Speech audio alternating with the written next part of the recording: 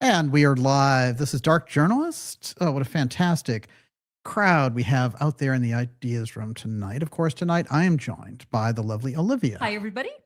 And Olivia, shake, rattle, and roll. I said shake, rattle, and roll. Well, I guess I could also say a whole lot of shaking going on. Yeah. So many things going on to start off the year that I suppose if you opted out of social media, et cetera, you probably did yourself a favor in the first week of 2026. That's for sure. Where everyone, it seems like the algorithm is to get everyone at everyone else's throat.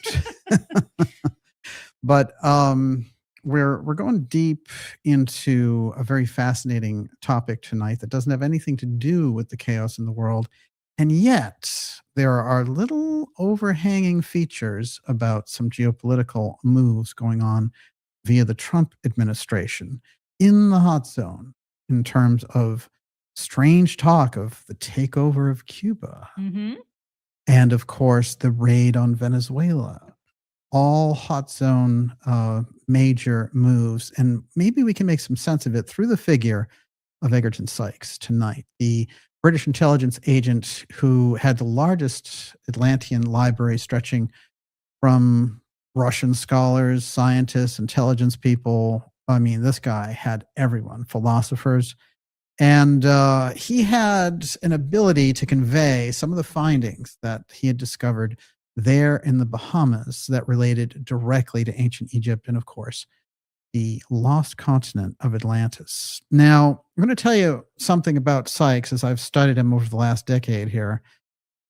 And I've gotten some of his works which aren't available, and I went through a lot of jury rigging in the background to get it to happen. What I'll tell you is this. Every time I've pressed the pedal to the metal in terms of his really far out theories, and remember, this is a British scholar, diplomat, intelligence officer. I mean, this guy, quite the resume, shall we say. I've always found that if you dug deep enough, it aligned all kinds of very, very interesting things, even if at first it sounded like, wow. One of the most amazing things I found out about Sykes was that in the 1930s, he was one of the early people to be corresponding with the sleeping prophet, Edgar Cayce, about ruins in Bimini.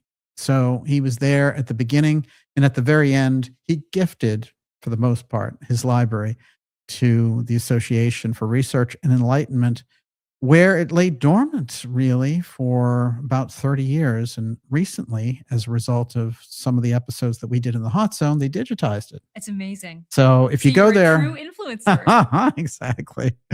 And so are you. There was something that got picked up. I forget what it was, but it was mentioned. It was one of your classic lines was out there. So this is interesting to me because if you go now to the Association of Research and Enlightenment in Virginia Beach, you can actually go through that stuff. It's not available online. And it is his Atlantis journals over that course of 30 years. Now, I had them all before they digitized them.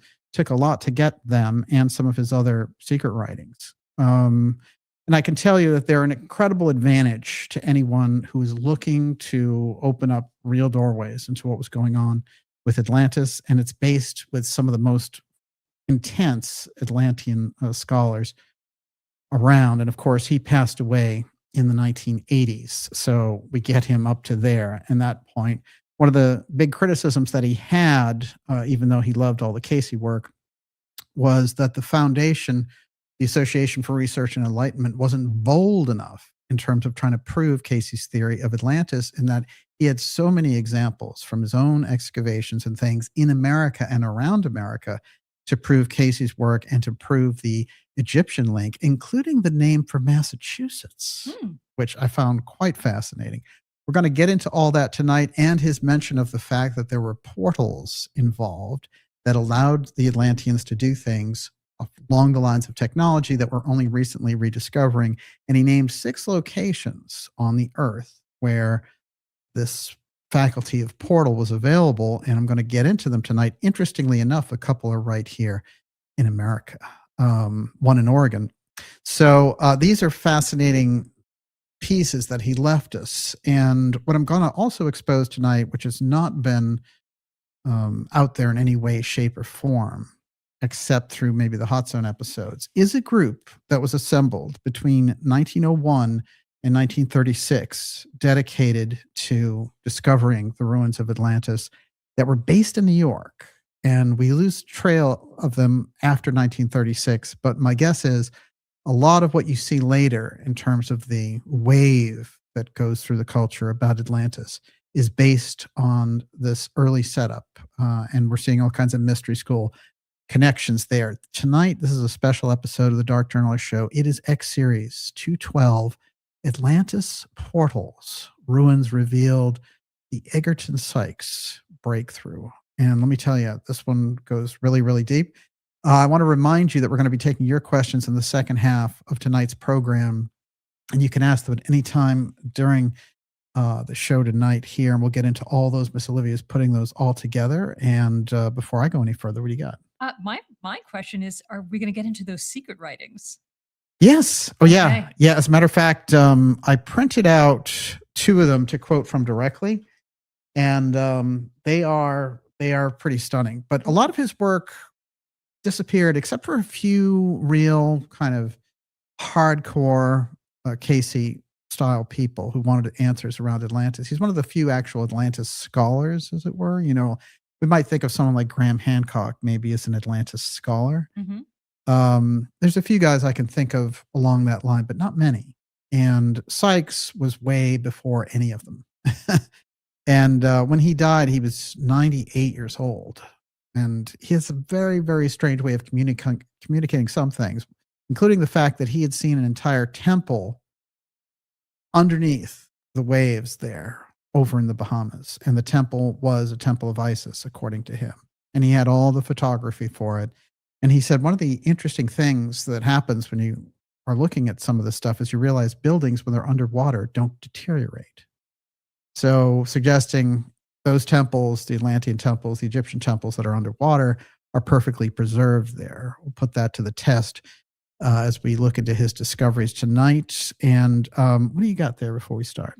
Stephen Van Fosten says, love you guys and love the Dark Journalist Show. You always introduce me to great new information. I love, I love everything that goes on in the ideas room, because we ricochet so many ideas out there. And one of the great things about this back and forth that happens is so many of the issues and things that we drill down on get picked up in the wider kind of independent media circles, and, for better or for worse, but nonetheless, the stuff goes around in this kind of wild whirlwind. And part of that happened this week because Kurt Metzger, who, of course, I've been on Kurt's show, is just a fantastic guy. And he was on Joe Rogan's show, and he talked about some of the great stuff he's been getting into. And he cited our show here at the Dark Journalist Show, which is fantastic. And he also cited Dr. Joseph Farrell's work, which I know he's very familiar with. Bosley. And Bosley, yes. And I've encouraged him really to get into that stuff. I think at this point he has interviewed Bosley, but Kurt, for sure, doing yeoman's work there, putting out the wild interpretations of things. And he has a show, and but he needs a review on the Bell technology. Oh yeah. It's an interesting and fascinating subject, and we have an interview scheduled. We have something coming up with Joseph. And did you say Joseph was out there? Mm-hmm. Well, Joseph's going to get a kick out of this. Millard Fillmore comes out in tonight's show in a hardcore way with Heinrich Schliemann. Yeah, watch out. They're hanging out there before the big discovery of Troy, as it were. And it's very interesting because Schliemann and his discovery is in the heart of this tonight. And his son is going to give us the secret key into Atlantis. And what I want people to keep in mind is very often when something breaks the surface that really comes outside the box, and I think about the Aztec UFO case in this case too, they try to stamp it down quickly in the literature through the intelligence agencies and everything else. And that's what happened with Heinrich's son. And of course, Heinrich has a very strange background, and his discovery of Troy took the legend of Troy and made it a real thing by him discovering the city and the mask, Agamemnon, etc. And they're still, they still try to push that one back. But there's a very interesting meeting that he has with the president of the United States before he goes off on this venture over to Turkey to find the lost city of Troy, which he does and proves it was not a myth. It all really, really happened, just as he said. And a strange thing happens in the background where there's a passing down from father to son, a very, very important secret of Atlantean ruins that were discovered and not let out to the public. We have some of that for you tonight. This is explosive. And we are also going to get into some of the interpretations of Rudolf Steiner for the sorcerers aspect in Atlantis and how that is really part of the overhanging legend that we hear. So many of the myths and the TUAOI Stone and all of this coming out of the mists of the Celtic lore. Very interesting there. We did a show on that, and I remember that the lighting all freaked out that day, and it swarmed and overexposed the show. And we went through the whole show anyway and came back, and it was like this weird glowing figure. But we did that show a long time ago. I think it was 2020. But what the key to that show is this, that in the list of kings, and this is of course about ancient Ireland, in that list of kings, as you go back, there's the story of the Danann, but there's also the very unusual fact that they're listed as kings. So you have the mythical story, but then the actual fact of who they were. So, you can put together a real trail there of what was going on, and they are obviously a leftover colony possessing all the magic of the Atlantean group. And magic on one hand, technology on the other. This is the key, I think, when we get around Atlantis in this early period. And that's where Sykes can help us, because he really takes it into some hardcore places. I will also say that Sykes, in my opinion, knew a great deal more than he let on. And he will also tell us in his writings that it was 1958 originally when they had discovered the Bimini Wall, in that the J. Manson Valentine discovery of the full thing takes place in 68, but there was actually a group of archaeologists from Texas who had already seen it.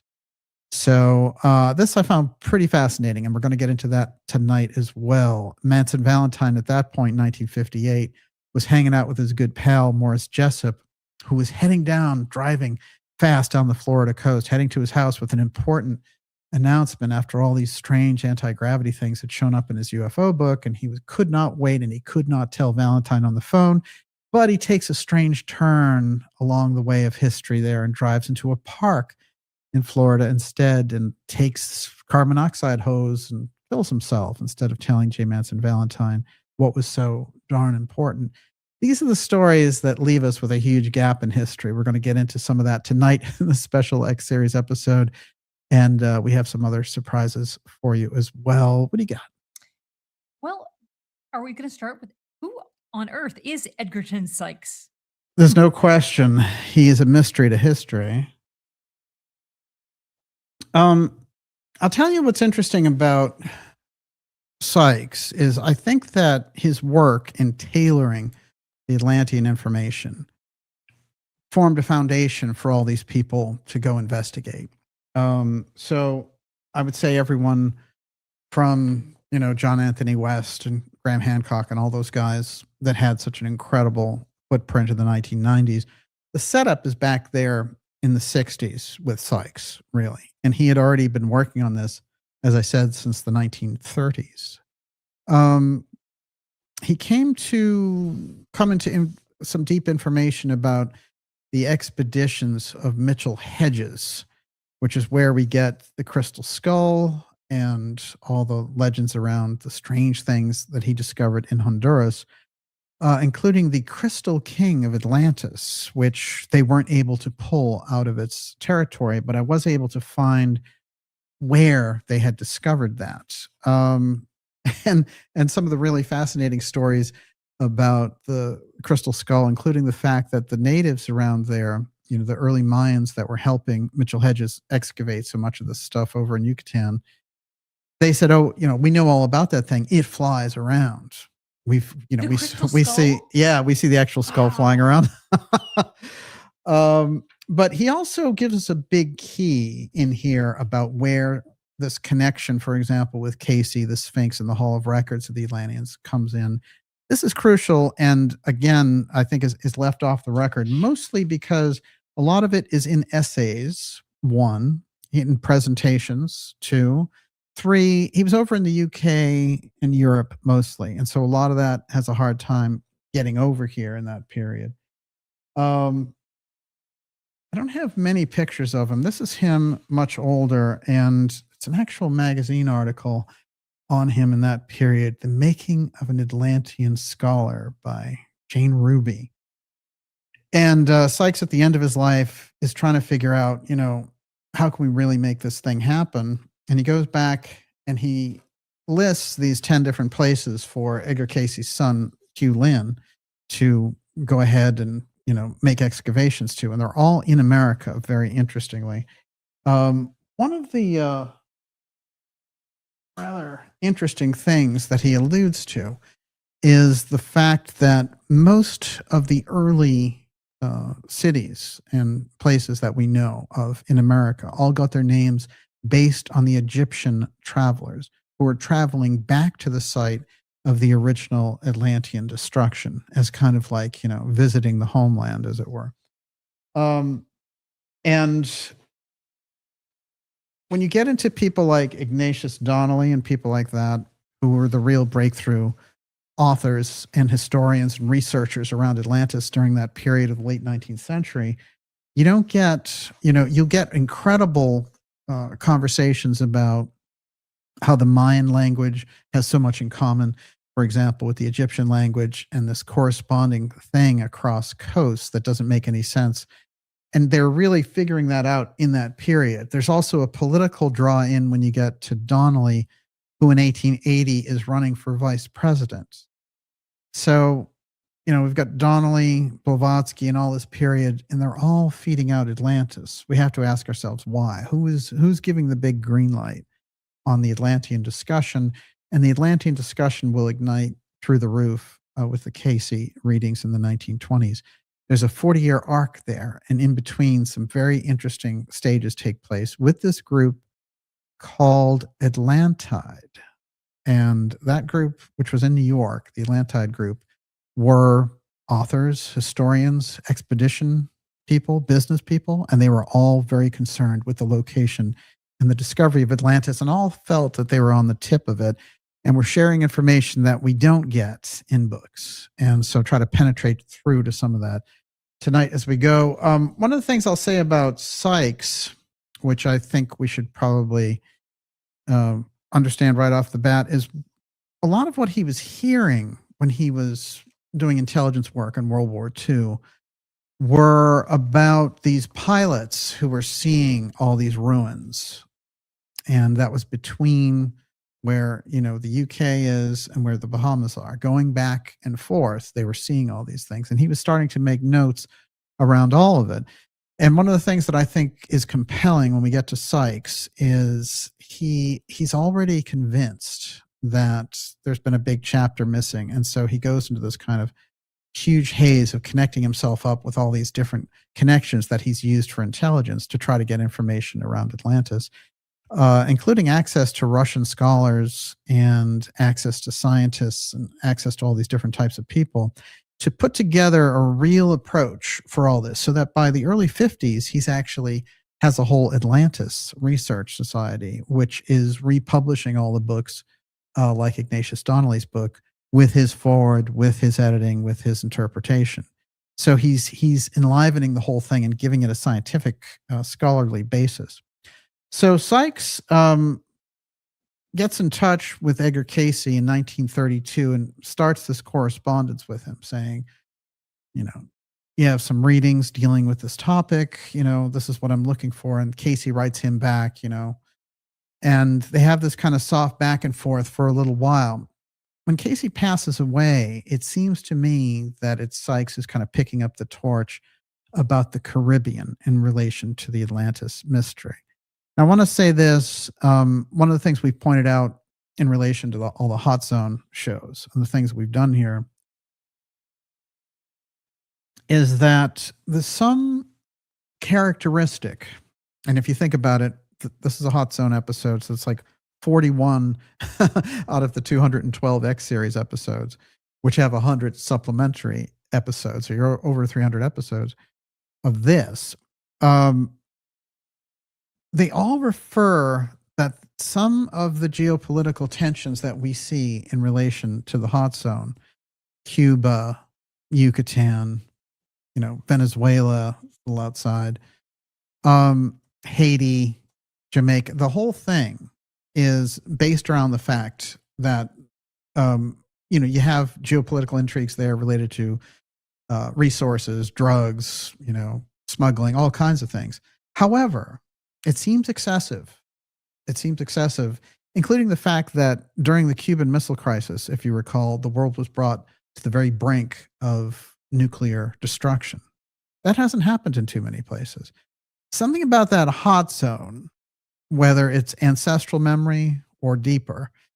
And the deeper part for me is that what Sykes describes and what I've kind of brought forward in the HotZone episodes based on, I don't want to say whistleblower, but they really have been in the background, different people giving me information over time. And how I slipped into this was when I was mentioning it, I was getting letters and things from people saying, when I worked for such and such company, we were mapping the ocean floor. And if you saw something like the Temple of Isis, watch out, you couldn't mention it because you'd be subpoenaed and everything else. And some military people got in touch with me and said, well, yeah, there's a whole thing that, if you describe these ruins down there, you'll get court-martialed. So it's built in, and that group all knows it. Now, anyone who's been watching the show knows all about Paulina Zalitsky, who was the Cuban scientist, oceanographer, who was there in Cuba and then defected to Canada. And then Fidel Castro hired her back looking for Spanish galleons, quote unquote, but actually to find the lost city of Atlantis. And off the western tip of Cuba, she found it. Now, we've shown those images, and I've said it's the biggest story that archaeology has left behind, in fact. But it is a continuum with what Sykes has put forward, down to the western tip of Cuba aspect. So he's writing about it in 1956. It's discovered in 2001 by Paulina Zalitsky. And, eventually whitewashed by National Geographic and others. But this is where the whole field stands, really. If you want to get to the bottom of that, you have to understand the geopolitical intrigue that's involved, because that is part of the archaeology wars. And if you understand the archaeology wars, you see why these strange things would happen. Why would these groups act in such and such a way? I actually don't think that the stress around Cuba has been merited given its basic position to the United States. And, we've had leaders in there who were favorable to us previous to Castro and everything else. And, the amount of flashpoints that have come out of that area are quite fascinating, if you think about it. And if, in fact, that story about when Zalitsky was getting close with the ruins and showing them, in various media circles through the submersibles that she was putting down there, she said, oh, there aren't just ruins that are like, here's a pyramid or something. She said, well, it was a whole metropolis. So when you're thinking of something of that nature, if it's something that life-changing, a major force, a superpower in the hemisphere, as the United States is not going to want somebody else to slip away with all that information and change the human origin story right under their nose. They want control of that whole piece. Now, one of the things I think that's fascinating to consider as well is that when you get around Cuba, these stories linger around. The Ernest Hemingway story, which is at the heart of the HotZone, the amount of Atlantean research he was doing, the fact that his mother was close to the Cayce family, and that Cayce gave readings for Hemingway, talking about Bimini, and then Hemingway goes to Bimini, and then to Cuba. There are all these flashpoints there that show a very distinct road. And I think the thing that Sykes is adding is he's saying, oh, it's certainly they have ruins right there between Cuba and the Bahamas. And the thing is, the groups that are involved, China's involved, Venezuela's involved. He mentions Venezuela back there. And I found that interesting because we're in such an interesting place with Venezuela. And so to me, we're getting hints through his work about what the nature of the intrigue is. Now, if you have a major civilization change through ruins underwater and it changes human history, you're going to do a number of things. One, what exactly does it contain? And then there's the entire occult aspect. So all these things are in play when we're getting around there. We're going to see how Sykes laid out the picture and how that brings in all of the mystical information on the Steiner side, on the Cayce side, to a much deeper level, and applies directly to this kind of awakening that we're having in this period, along with some very interesting warnings about these discoveries from Rudolf Steiner himself and the 21st century technology wave, the reigniting of the Atlantean powers, as it were. Everyone, you're watching the Dark Journalist Show. This is X Series episode 212, going deep, deep into the Atlantis hot zone. It's Atlantis portals and ruins. Secret ruins revealed, the Egerton Sykes breakthrough. We're going to be taking your questions in the second half of tonight's program. You can ask them anytime. Miss Olivia is putting those together now. Before I go any further, I'm going to mention that the best way to stay in touch with us and get around all the censorship that we've been having, and not just us, but certainly the show in particular, you can sign up for the free newsletter. This is a newsletter that will give you information about the exciting guests that we have coming up for you in 2026, X Series episodes that will blow your mind, the DOCUSERIES, the CRAZE, and the HotZone. And this is all Secret Atlantis. And JFK and the UFO File is the other DOCUSERIES. We're putting out new episodes of those, working on them right now. All of that is in there in the newsletter for you, along with any other wild things that we have going on, including some unannounced documentary work and live events. It's all in there. Go to darkjournalist.com and sign up for that free newsletter. Miss Olivia, over to you. Joseph says, oh, heck, I'm going to stay and blow off the other thing I had going tonight. LOL. This is too interesting. This is really right up Mr. Farrell's alley. I can tell you that, especially the Millard Fillmore part, his favorite.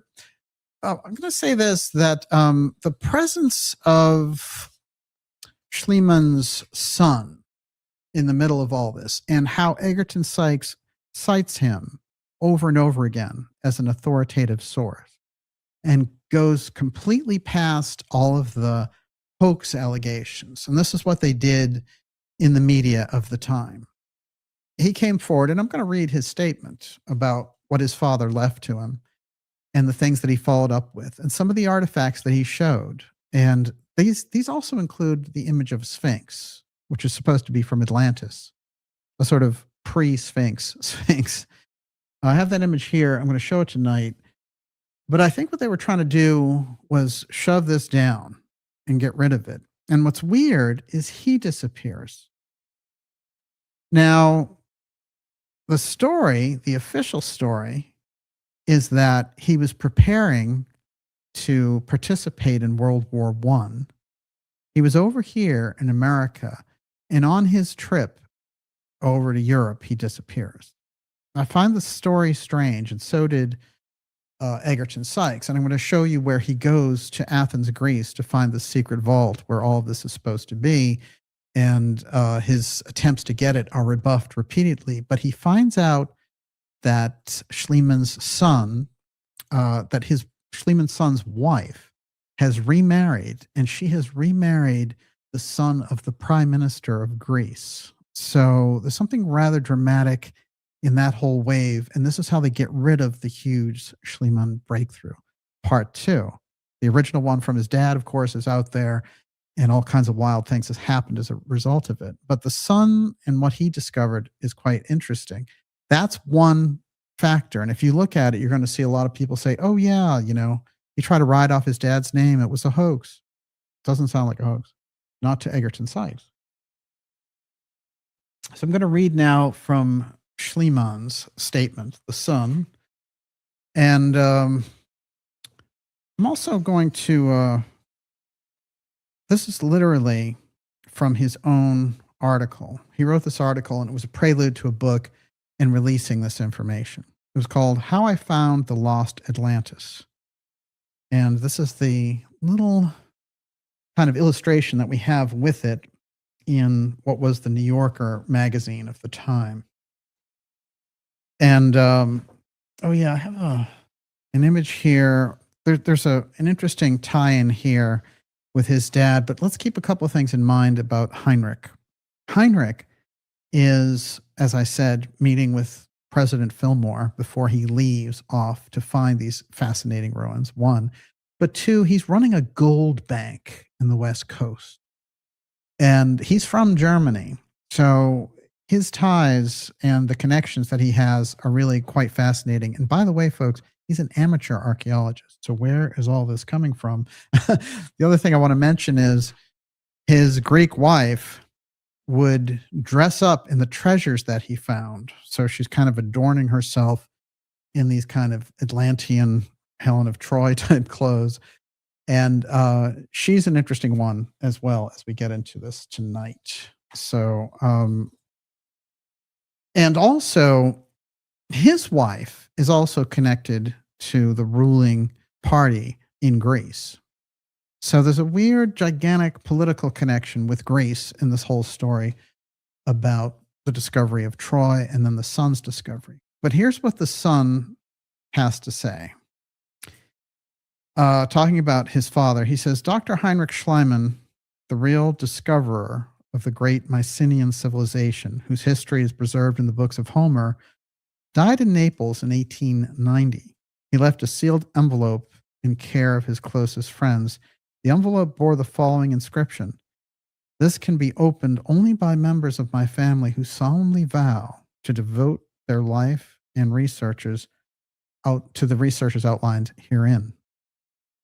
Just an hour before my grandfather died, he asked for a piece of paper and asked for a pencil, and he wrote with a trembling hand, "Confidential addition to the sealed envelope. Break the owl-headed vase. Pay attention to the contents. It concerns Atlantis. Investigate the east of the ruins, the temple of Sai, the cemetery of the Chacuna Valley. Important. Night approaches." Well, we're already in a strange place. Just an hour before my grandfather died, he asked for a piece of paper. He closed it in an envelope and directed the nurse to send it to the friend who had entrusted with his other packages, and it was done. Although everyone was curious as to what the mysterious packets contained, not one of the children or friends dared to break the seals. No one desired to devote their life to something they knew nothing about. The envelopes were deposited in one of the banks in France. After I had studied for some years in Russia, Germany, and the Orient, I decided to take up the work of my illustrious grandfather. I decided that he had felt so important that he had to safeguard. It must be important enough to devote one's life to. In 1906, I took the vow, broke the seals. Within were a number of documents and photographs. The first paper said, "Whoever opens this must solemnly swear to carry out the work which I have left unfinished." I've come to the conclusion that Atlantis was not only a great territory between America and the west coast of Africa and Europe, but the cradle of all of our civilizations as well. There's been much dispute between scientists on the matter. According to one group, the tradition of Atlantis is purely fictional, founded upon a fragmentary account of a deluge some thousands of years ago before the Christian era. Others declare the tradition wholly historical, but incapable of absolute proof. And on this description goes. Now, one of the objects that he's able to show us is this image of an Atlantean sphinx. Now, this is Schliemann's son saying he got this directly now from his father's stash. I find it interesting for a lot of reasons because the Sphinx hadn't been associated with Atlantis yet through the Cayce readings, which happened in 1926 and then expanded in 1932. So the Sphinx with Atlantis was new. And this is something that Schlieman's son is saying, well, this is one of the artifacts he wanted me to kind of investigate. Now, when we think about this Sphinx, I've pointed out, I have an episode back in 2023, and it's part of when we got to, I'm trying to think, it was some kind of anniversary of the show, like the 150th show or something. And we did a 2-part episode, and it was all about Pawgate, as we called it, because all of the halls of records that Edgar Cayce identified seem to be involved with these different sphinxes. Of course, the famous Egyptian Sphinx, but the other Sphinx, the one in Yucatan, was stolen. How do you steal a Sphinx? Well, it wasn't as big as the one in Egypt, that's for sure. It was on top of a temple, but there are photos of it, and we did show those photos. And there are all kinds of accounts from the different archaeologists of the period identifying this thing. And Cayce had said, well, the second hall of records is over there in Yucatan. And in fact, a temple overlooks it.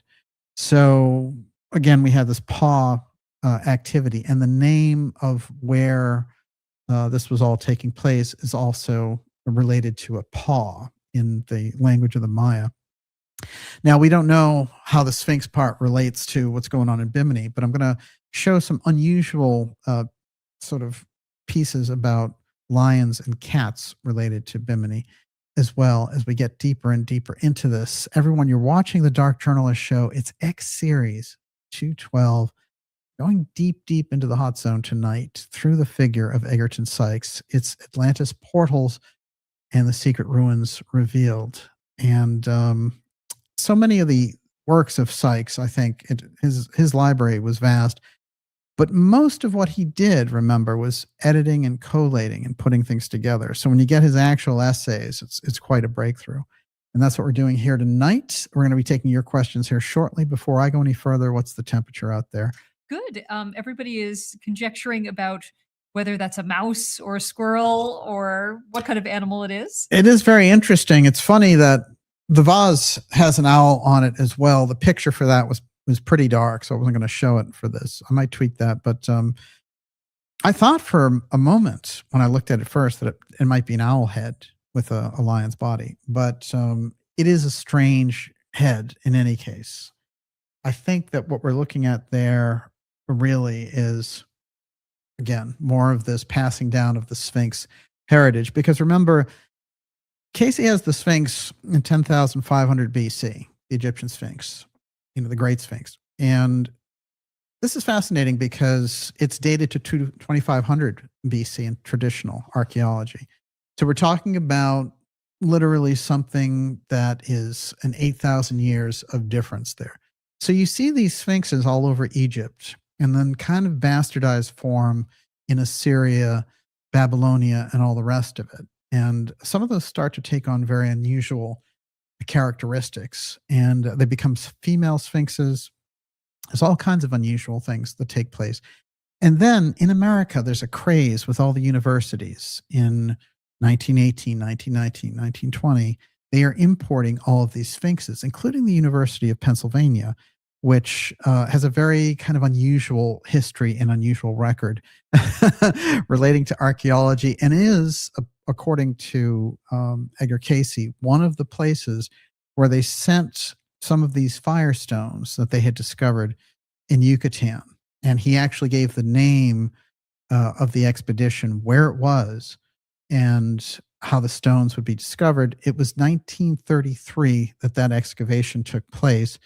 And what Cayce was saying about it was, when they're looking at these stones, they have no idea what they are, but they are the magnetized remnants, replicas, as it were, kind of representations of these firestones of the original Atlantean power station, TUAOI Stone.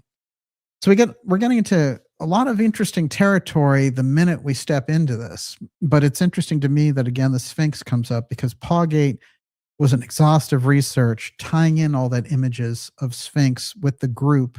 It's kind of the fingerprint, the steganography of the group hiding the Hall of Records Atlantean information in these 3 different places. And by the way, that's pretty vast if you think about it. Egypt to Bimini to Yucatan. But here's Sykes with all of his connections to Bimini and Egypt, establishing a definite link with it all. So I think we're going into a place of a different level, a different plateau of knowledge around the group that's hiding this stuff. Very often we hear about, oh, there's an Atlantean Hall of Records. Cayce said it was under the Sphinx. You know, there's something about, did the government try to get it on their own? And by the way, isn't it interesting in a Gizagate kind of way that the people who were up there and keeping, you know, the regular researchers out, that they had all been funded by the Cayce people, and they would openly trash Cayce's theories, etc., while sort of protecting the research for themselves. And Zahi Hawass was one of those guys. So I find all that very suspicious for a lot of reasons, including the fact that, you know, President Mubarak, who was the president of Egypt, put Zahi Hawass in the cabinet, and then he gets, you know, Mubarak gets hauled off to jail for bribery and a bunch of other things, and the military takes over. So there's something very dodgy going on around these Atlantean ruins and the links from Egypt and around the HotZone. That's the stuff that I think we can get into tonight. That's where this takes off in a different direction. Yes, Miss Olivia. I decided to grab the picture so I could take a second look. It kind of does look, I mean, not the body, obviously, but it does look like a squirrel. It has, its eye is actually really cute. It has a cuteness to it. Oh, And interesting. it's interesting. Twilight Mist said desert cats have a sort of pointy face like that. And it's true. You know, in Africa, in the desert, those animals are very different from what we're used to. You know, those kind of sand creatures. True. That's an excellent point. I'm going to read a little bit of Sykes because he's going to give us some background on how this came up. He's also going to show why he has so much faith in Schliemann's son as we get into this tonight in this special X series episode 212. Tonight, this is the Dark Journalist Show, Atlantis Portals, Secret Ruins Revealed. So he starts his essay off, Sykes, saying, I grew up in Poland. We learned about Atlantis in school there, signed Anonymous. And he is completely beside himself in that period, saying, in Russia, it's part of the curriculum to study Atlantis and its potential reality, where it would be in its influence and all the rest. And when you get over, you know, into these Western cultures, they're not studying it. This is part of his original kind of complaint, as it were. In Eastern Europe, scholars and scientists who focus on Atlantis research are highly respected by their colleagues, and for many years the Russians have actively searched for the lost country. In 1974, Russian investigators photographed some ruins in the Atlantic Ocean, which they claim are on the Amphier seamount near Madeira. These include 5 steps on a platform with blocks that are about 5 feet square. In the photos, the ruins are quite visible, but dense masses of seaweed are growing on them. In 1978, the pictures finally appeared in a Russian magazine, which is similar to our Life magazine. The photographers, who were on a Soviet research ship, the SS Petrovsky, included a scientist from the Russian Institute of Oceanography and another who was a specialist in underwater photography. The ship was equipped with elaborate lighting equipment and special cameras. And so Sykes goes on and takes us into what they discovered. Now, the guy who's editing Sykes' article mentions this. Egerton Sykes was intrigued by the photographs and carefully analyzed them. In his opinion, the SS Petrovsky was a Russian spy ship, and the pictures were taken near the Azores between Santa Maria and I think that's San Jorge, where the Russians should not have been. Sykes believed the Russians released only a small amount of what they discovered. So we get a hint there immediately about the tension going on in the background when you get around the ruins, which I focus on heavily in the HotZone, but of course the Atlantic on the other side contains all of this, of the other aspects. That's the kind of East Coast, as it were, of Atlantis, and it would have been. It's interesting because when Cayce refers to it, he talks about these 3 main islands, Arion, Og, and Poseidia. And Poseidia now is over here where the hot zone is. That's Cuba. That's the Bahamas. That's Bimini. And in the Cayce story of Atlantis, that's the stronghold of the Amelius group, who are kind of trying to use the technology for a good reason and are at war with this Belial group, which is over by Spain.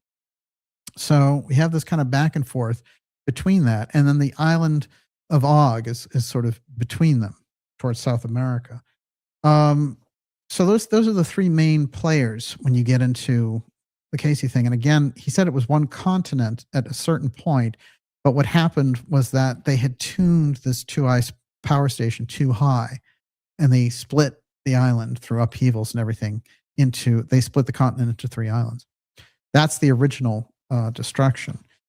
Now, when talking about his Atlantis discoveries, he noted that some of the ruins, like in his research around the Bermuda Triangle, displayed unusual magnetic anomalies, etc. And this is what he had to say about how this related to these portals and how it related to some of our activities in space. And he has very definite ideas in space that I want to read too, but I'm going to keep this short.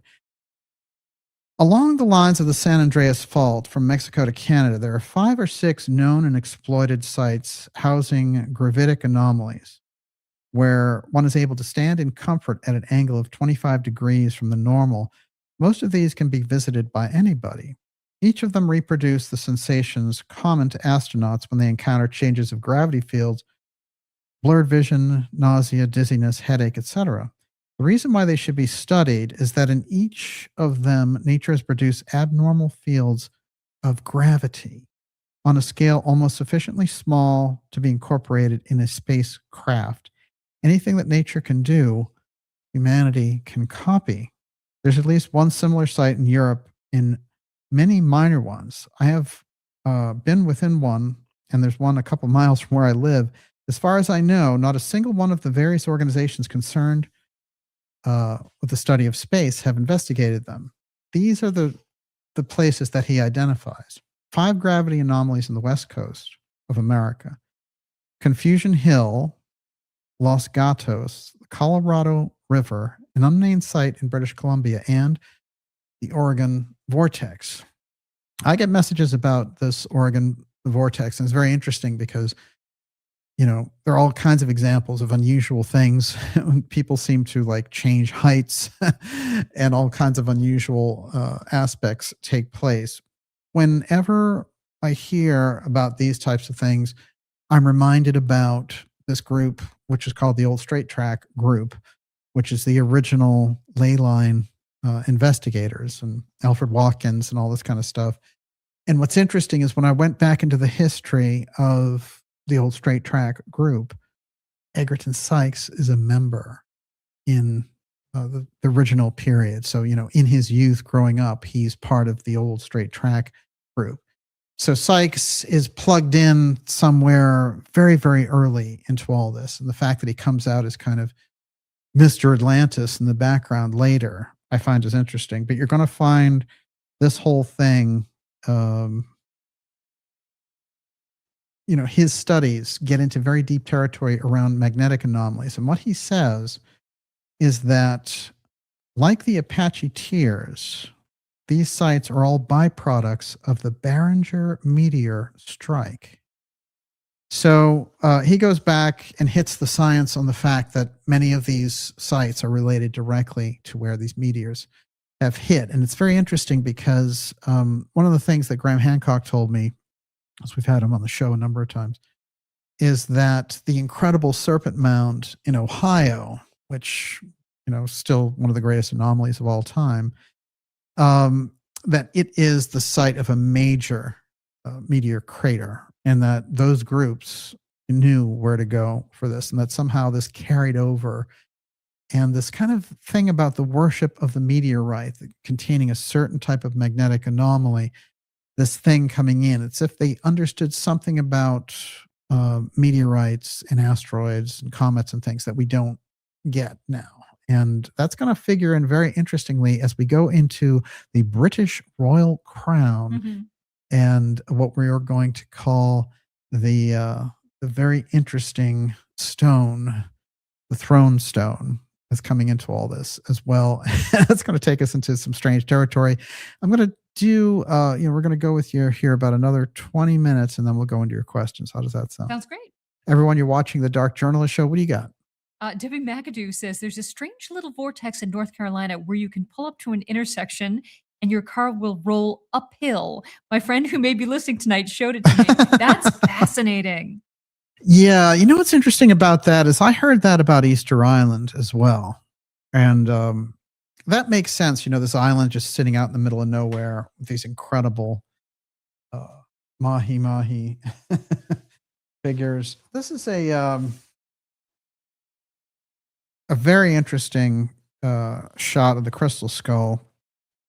And there's a lot of very, very unusual things about the crystal skull. One, as soon as it came out, it spawned tons of copies. So there was a lot of confusion. But Anna Mitchell Hedges, who discovered it with her father, Mitchell Hedges, who had gone deep into the Honduras jungle, gone into Yucatan, Guatemala, you name it. This guy was part of the Atlantide group that I mentioned earlier in New York, and he and his daughter would go on these various expeditions. There's been so much about the crystal skull. I think we're pretty clued in on the background of it here, but this much I will say, which is, again, very much like the information from Schliemann's son, there's this effort to try to discredit it over and over again. What's fascinating to me is that in Sykes' work, he goes directly for the Hedges skull and says all of his information around Bimini is that everything that was there, the churches, the statues, the whole thing was in a gigantic crystal city and a translucent city. And that he tied it in his own research into the Celtic lore, and that they were making trips coming there to Bimini. And they were coming back and they were rejuvenated. And that's where the whole Fountain of Youth thing came from. So by the time we get to Ponce de Leon and these explorers looking for the Fountain of Youth, the image has been out there about what these Bimini temples can do. That's a leftover, little artifact leftover from the Atlantean culture. And there's a story that Edgar Cayce tells while in trance about the priest Rata, and Rata is going back and forth from Atlantis and transferring that information to build the Giza Plateau and put the Hall of Records down there. And he's doing it with this Hermes character, and who's an Atlantean initiate. Now he's doing this, he's putting this kind of framework together for the plateau, and they have done that by doing different types of archaeology. In Cayce's world, in Cayce's vision, it's 10,500 BC, and they are doing archaeology for this site. So think of how old the Giza platform is. We're starting to get some idea about why it's so important in the midst of all this.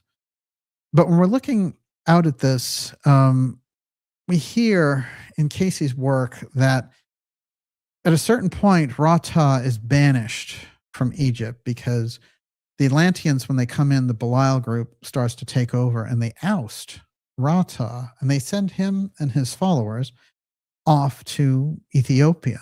He's in a banishment for 40 years. And the political situation is very, very crazy, including the fact that these Atlanteans have brought in what are basically mechanical slaves with them, which are the automatons.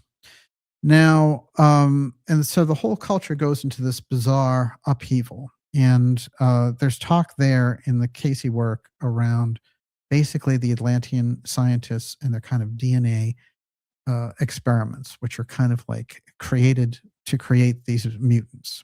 And so there's a whole strange thing in the Cayce work, which is far, far ahead of its time sitting there.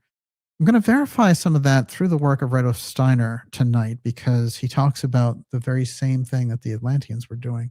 So there's some trick there with this idea around the advanced technology and the point to which these scientists get to. But Rata has aged 40 years in this period, and the signal comes back that they're in some kind of civil war and they want him back in Egypt.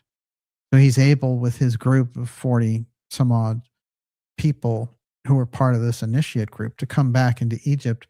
And he's kind of a senior citizen. He's broken down from all the terrible, difficult things that have happened to him through this whole thing. And he enters into this Atlantean process of regeneration, renewal. And he comes back exactly the same as he was when he left 40 years ago. And he's able to run Egypt, and they create this kind of golden age wave. That's the Cayce story of what took place. But the regeneration aspect is not ascribed to some mythological factor. Cayce talks about it in detail, about what it took to rejuvenate people in that period. One of the things that he talks about is setting the level of radiation to a point where it burns animal flesh but does not injure human flesh.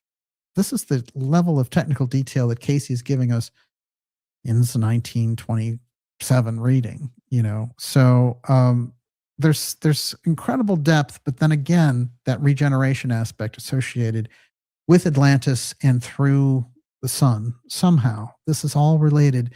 And this is how part of the arts that the Atlanteans held in that period, which I find really fascinating, because you hear about AI and all the things. And one of the things they're trying to push is, oh, you know, age regression, and trying to suck people in with that without really proving any of it. But I think we're going to see this is going to be a major selling point for them in all this. Now, Rudolf Steiner, how is he seeing this whole period? Through theosophy, through anthroposophy, he's looking through the same lens at Atlantis. And there's no question in my mind that all of these people we're talking about, Mitchell Hedges and others, are all highly influenced by Steiner's work, Blavatsky's work, etc., which is kind of one of the reasons that they're out there, in my opinion. And what we see taking place is Steiner is giving us not just you know, how things were there in Atlantis, but how it's going to hit humanity in the 21st century. So we're sitting right in this period that Steiner targeted, in fact. And this is something to keep in mind, that Steiner is kind of writing us an outline for what's to take place. And what he says in 1921 lecture is, you know, anthroposophy may have failed here because of the advent of World War I, but it'll have an opportunity, a door. 100 years' time, that spiritual science, that opening is available again.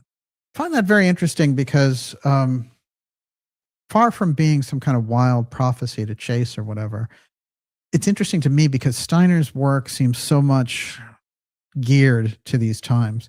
So much so that when I was, you know, 14 or 15 years old reading his work, it seemed ahead of its time then.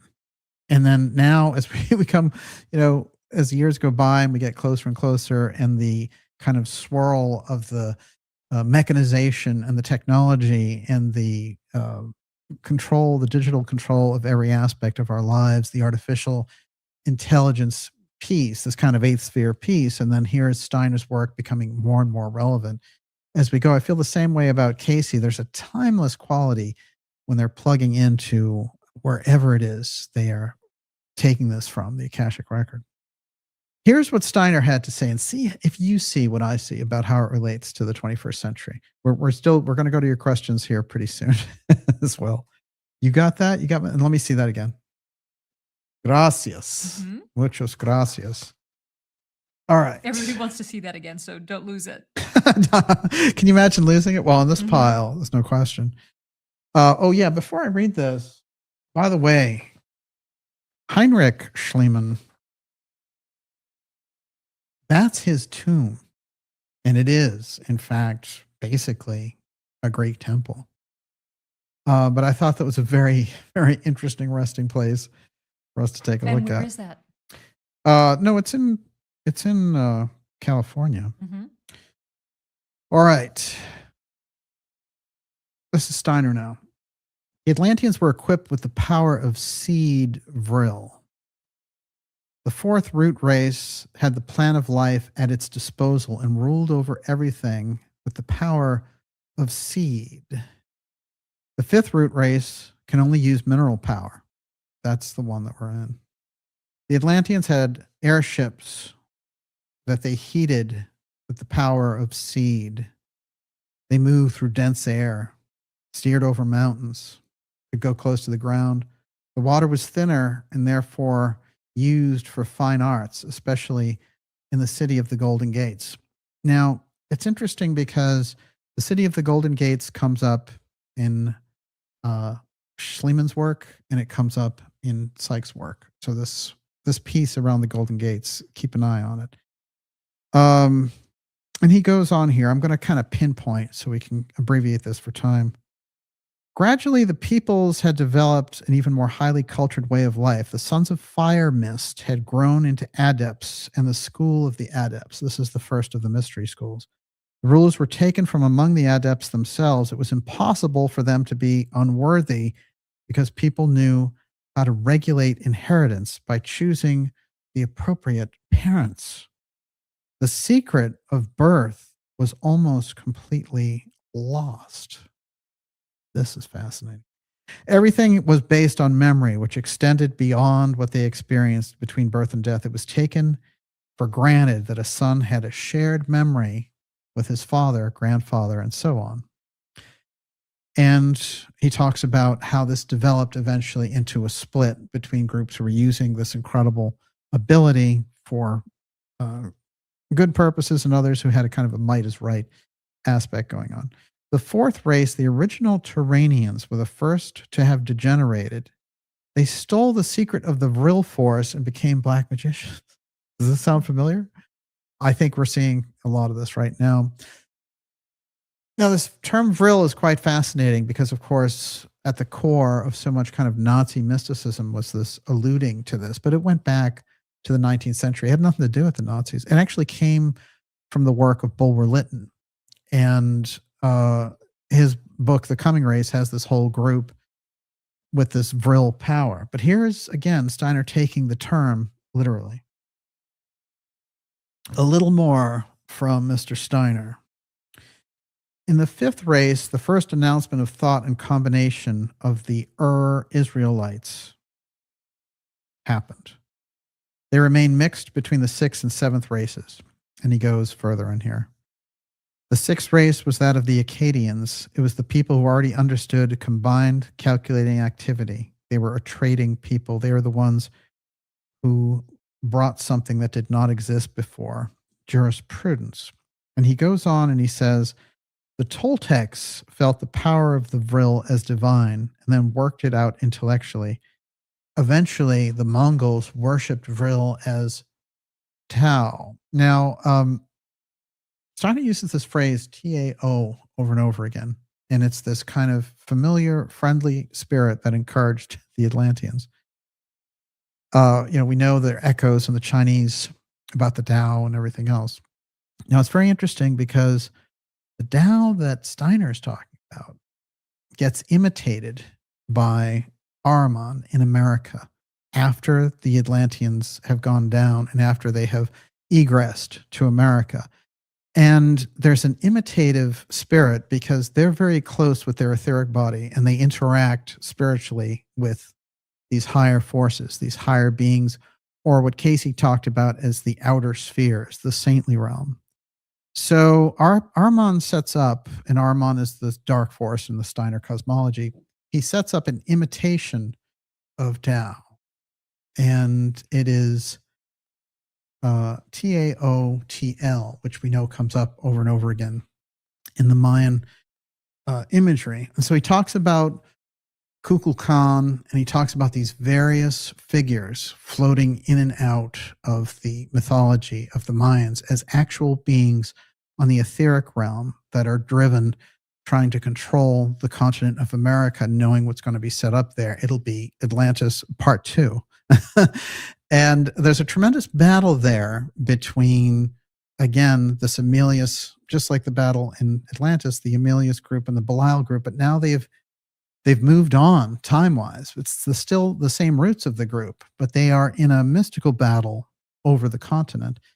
That battle spills into a technological aspect, and we're going to see how that plays out. I'm going to read another quote from Steiner, and then we're going to go back to Sykes' interpretation of the Atlantean ruins, and then we're going to take your questions. Everyone, you're watching the Dark Journalist Show. Deep, deep, deep tonight into the Atlantean portals, secret ruins, X-Series episode 212. I was reminding everyone, if you're new here, go to darkjournalist.com and sign up for our free newsletter. It's the newsletter that keeps us in touch through the absolutely insane censorship that we've been seeing, which is off the charts. And it's hardcore, but I'll tell you, we're so used to it on the show, but it is bizarre. And I've had experts look at it, the way that they downgrade things. Now we're seeing a lot of people are catching on to the fact of how manipulated algorithms are anyway. And they're really trying to amp up anything that has the big fight in it, right? So if you're ready to, go to battle over some new divisive thing that they've thrown out there, they're going to amplify your voice in X. And if you're a content creator, they're going to amplify the conflict. That's just what we're seeing here. But what I will tell you is that it makes a difference if we can communicate directly, and the newsletter is the best way to do it. So make sure you stand up and be counted. Get on that free newsletter list, and we'll let you know about everything that's coming up in relation to the show.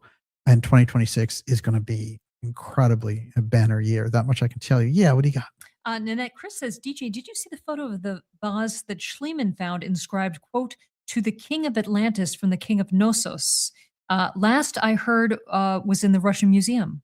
Isn't that interesting? I was looking at all of the different pieces that he has, and it's quite fascinating because I think, and Nanette is an incredible artist who's drawn the Ascended Masters and things. And whenever I've referred to Rata or Emilius, I'll show that image of the priest Rata that she has drawn, because it is, it's the kind of art that really takes you off your feet and connects you in with this. But I actually think that all of the different things that the sun produced as part of this were legitimate, and that it makes sense to me reading about Schliemann that he would have done this, that he would have tucked this stuff away, that he wouldn't have released everything that he had found. And also, he got into kind of a spat with Turkish authorities at the time over his excavations.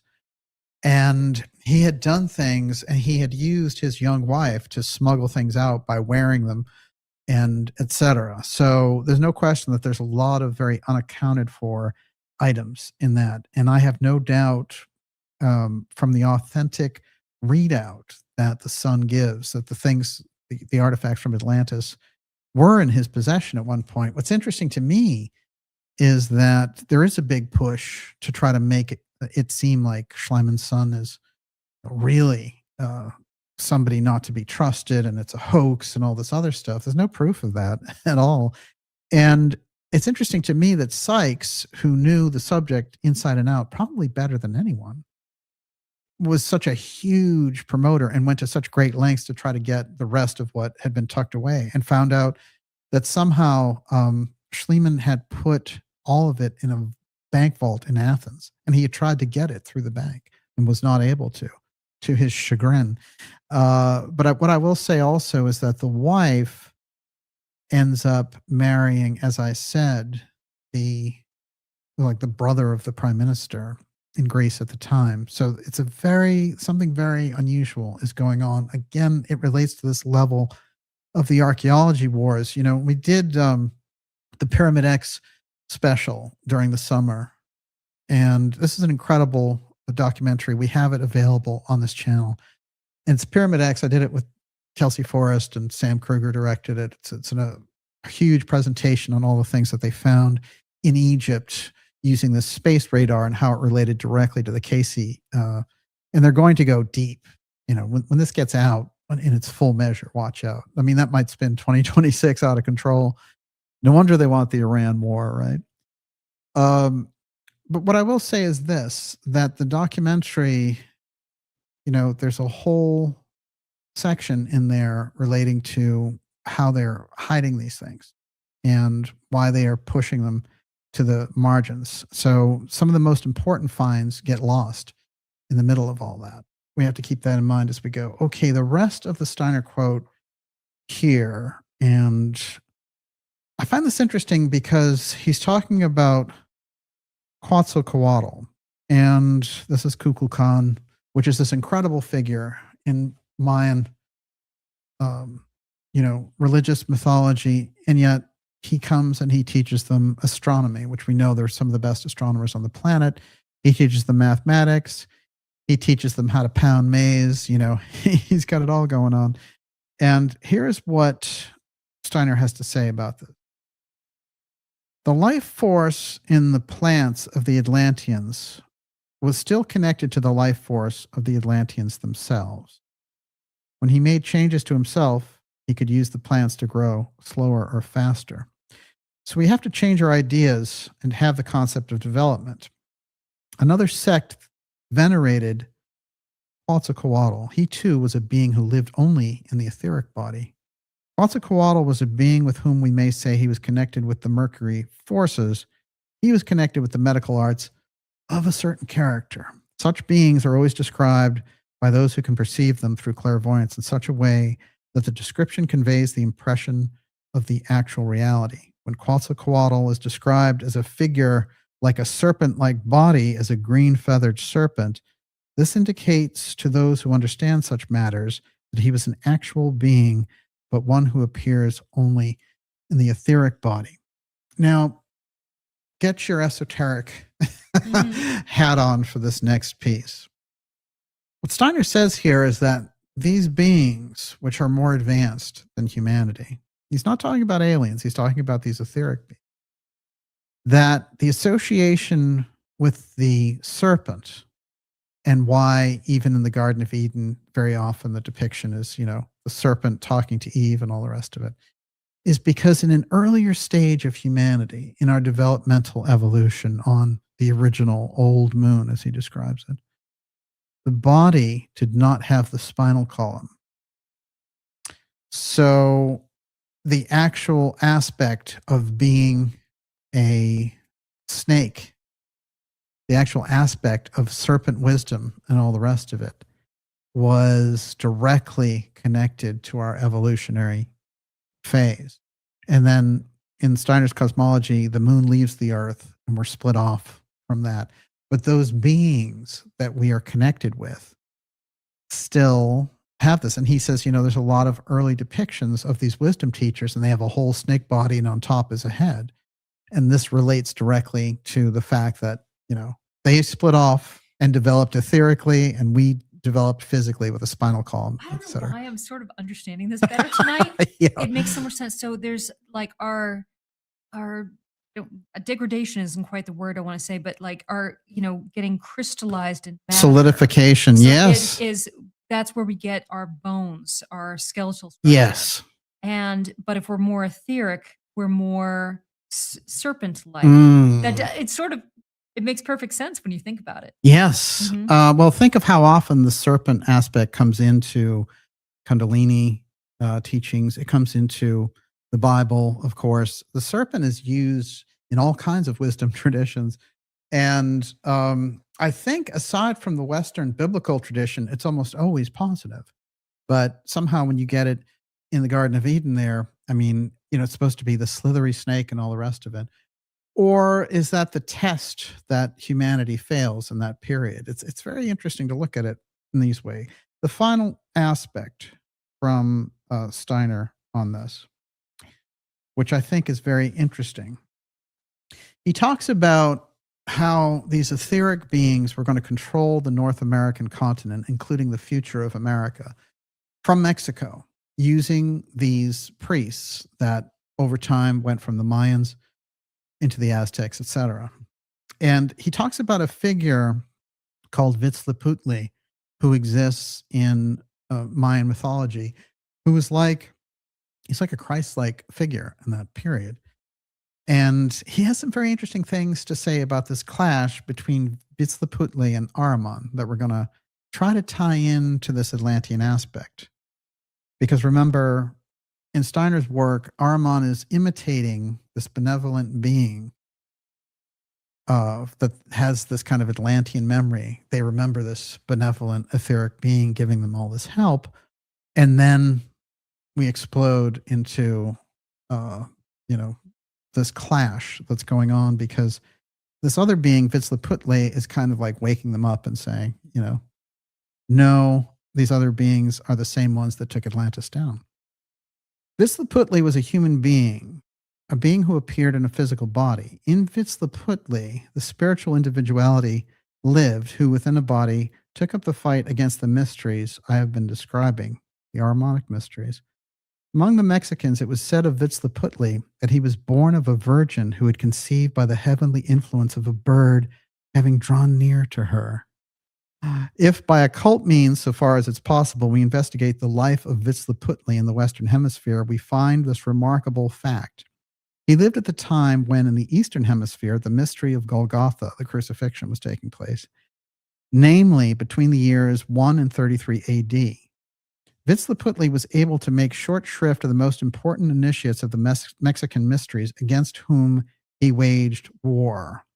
It was a human being, an initiate, not one of the three spirits, but an initiate against whom Huitzilopochtli fought. Huitzilopochtli, a supersensible being in human form, battled with every means at his disposal against this initiate who had been responsible for the greatest number of murders, who had attained the greatest power, and of whom it can be said that if his aim had been realized, it would have been beckoned the victory of the Ahrimanic post-Atlantean culture. Huitzilopochtli fought against him and has already said this can only be discovered by occult means. He succeeded in causing the mightiest black magician to be crucified. Now, why I find this so fascinating, and it's a whole, that's a whole deep episode in itself about Huitzilopochtli. But what Steiner is saying here is that Ahriman was moving in on a spiritual basis to control the entire North American continent. And that you have this being who is physical battling against these etheric groups working through these priests. And that this is one of the strange things about why Huitzilopochtli is venerated and often associated with the sun in Mayan literature. So we have a hint there that this post-Atlantean period, again, is the clash, is the leftover of this battle between what Cayce describes as the Belial group on one hand and the Amelius group on the other. And in the heart of it all is this TUAOI technology, which is stationed all over the continent, but its main power station is there in the Bahamas. And this is where we get so much of the clash in terms of what we're talking about with the HotZone. So keep that in mind. We get around things like crystal skulls and all the rest of it. We're not just talking about superior ways of depicting things, but we're talking about repositories of technological histories and things of this nature. And that's going to take us into a deep place in the next segment. Now we're starting to run late on presenting this. So what I'm going to do is I'm going to turn it over to you, Miss Olivia, and I'm going to incorporate the rest of this as we go. Okay. Susan Blackstone wants to know what book of Steiner's you were reading from. Well, there's so many.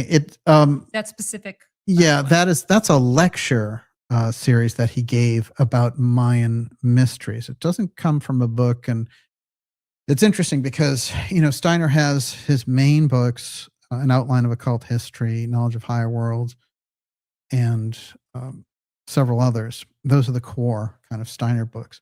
But it is the lectures that provide all of these different insights, which he didn't let out until after World War I. Originally, they were just for the students. But at a certain point, he said, they're dropping bombs everywhere. I'll tell you what, I'm just going to let this whole thing out and see what happens. So there's an entire lecture series dedicated to the Mexican mysteries. Yes, what do you got? David Termina, DJ, I thought it's interesting that Schliemann and Le Plongeon were both in Sacramento, Sonora area in the 1850s. Good Schliemann point. was said to have sold $1 million worth of gold. Yeah. Yeah, it's interesting. He has a gold dust bank. Uh, and this guy with no archaeological training becomes the biggest archaeological hero of the 19th century. And, he's meeting with the president of the United States. He is marrying into the Greek, ruling family. I mean, there's something a little bit more heavy duty, I would say, than just, this kind of socialite going around. He's an interesting character, and he's just known as a businessman for a long period of time. But if you look at his travels, it's interesting because there's a lot of Berlin, there's a lot of St. Petersburg, there's a lot of West Coast America, there's a lot of New York. I mean, this guy is in the power centers jumping around, and he is meeting with the very top brass. And then he comes through with this amazing discovery proving that Homer's Iliad was in fact true. And now wanting to push on and prove that the Atlantean story of Plato's was true. That's the real heritage there. And it comes through the son. The son decides, you know what, I'm going to take advantage of this legacy that he left us. He falls up on it. He starts to give it to us. He disappears. His wife marries the prime minister of Greece. And so there's something strange about the loop around when this information goes to become public. And I want to mention that there's something in common here with Paulina Zalitsky's story as well, because Paulina Zalitsky's story, she has the background of being under that Soviet influence and then escaping it. They're the ones who sent her to Cuba originally on the oceanography side. Then she goes to Cuba, starts her own company. 20 years later, Castro's like, I want you and your company to do this, to pull all of these Spanish galleons off the coast. And one of the things I've pointed out before is that Spanish galleons is the code word for Atlantean ruins, because there's so many treasure seekers for Spanish galleons. It's the easiest thing in the world to do. If you go and announce to, the world, hey, I'm looking for Atlantean ruins, everyone's going to be all over your stuff. With Spanish galleons, everyone is looking for it, right? So that's the trick there. And there's a whole thing that we've incorporated with the astronaut Gordon Cooper and the things that he was doing with Kennedy, looking down from that capsule up there at the HotZone and beaming that information back to President Kennedy. And he was, in fact, Cooper was Kennedy's main man there at NASA. He was Kennedy's astronaut. Yes. Interesting. Donaway says a Muisca chief near Bogota, Colombia, who would cover himself in gold dust for a ritual, a myth later extended to a city of gold in South America. Oh, yeah. But it's just, it's interesting to consider what you would do with gold dust, Yeah. Well, certain groups know what to do with it. There's no question about it. That's a great point. I wanted to stick in a quote here from Edgar Cayce relating to this piece around Bimini. Then we'll go right back to your questions. Everyone, you're watching the Dark Journalist Show. It's X Series 212. This is Atlantean Portals, the Egerton Sykes breakthrough, taking us to a totally different level of understanding around Atlantis and the secret ruins revealed. There's also an esoteric overhang here about etheric matter and the Emilius Belial clash being something that goes beyond the physical, as it were. We're going to be taking your questions, continue to take your questions here. I'm going to read a little bit of this. And remember, a lot of the reason why we're here is through the psychic readings for 40 years worth of Edgar Cayce. And Cayce, who grew up in Kentucky, Hopkinsville, and, had a 6th grade education, read the Bible through every year. I mean, that he had, while in psychic trance, access to everything from different languages to high-end medical knowledge to scientific knowledge. He's truly a marvel, and described as the sleeping prophet and things.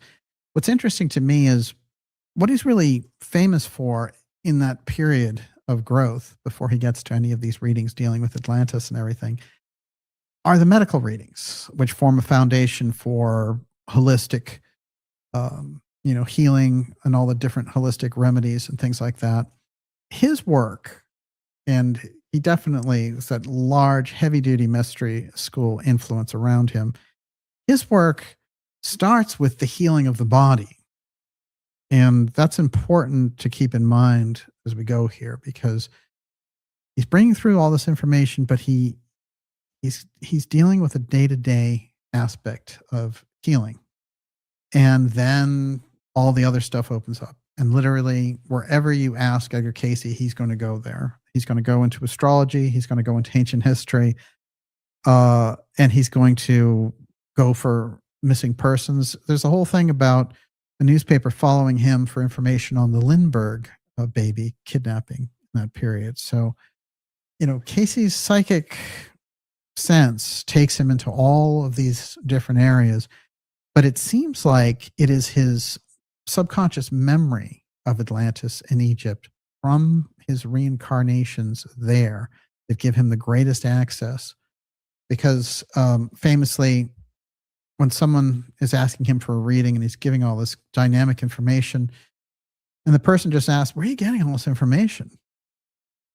And Cayce says, from the subconscious mind of the individual who asked for the reading. So it's all in there, and he's tapping into it. He's opening the books, the volumes. That's something to keep in mind as we go along here, that we have a lot more access, and there's something about us tuning in. When we start to talk about Atlantis, there's all this information that will crisscross around it, but it's your interaction with this information that produces the other results.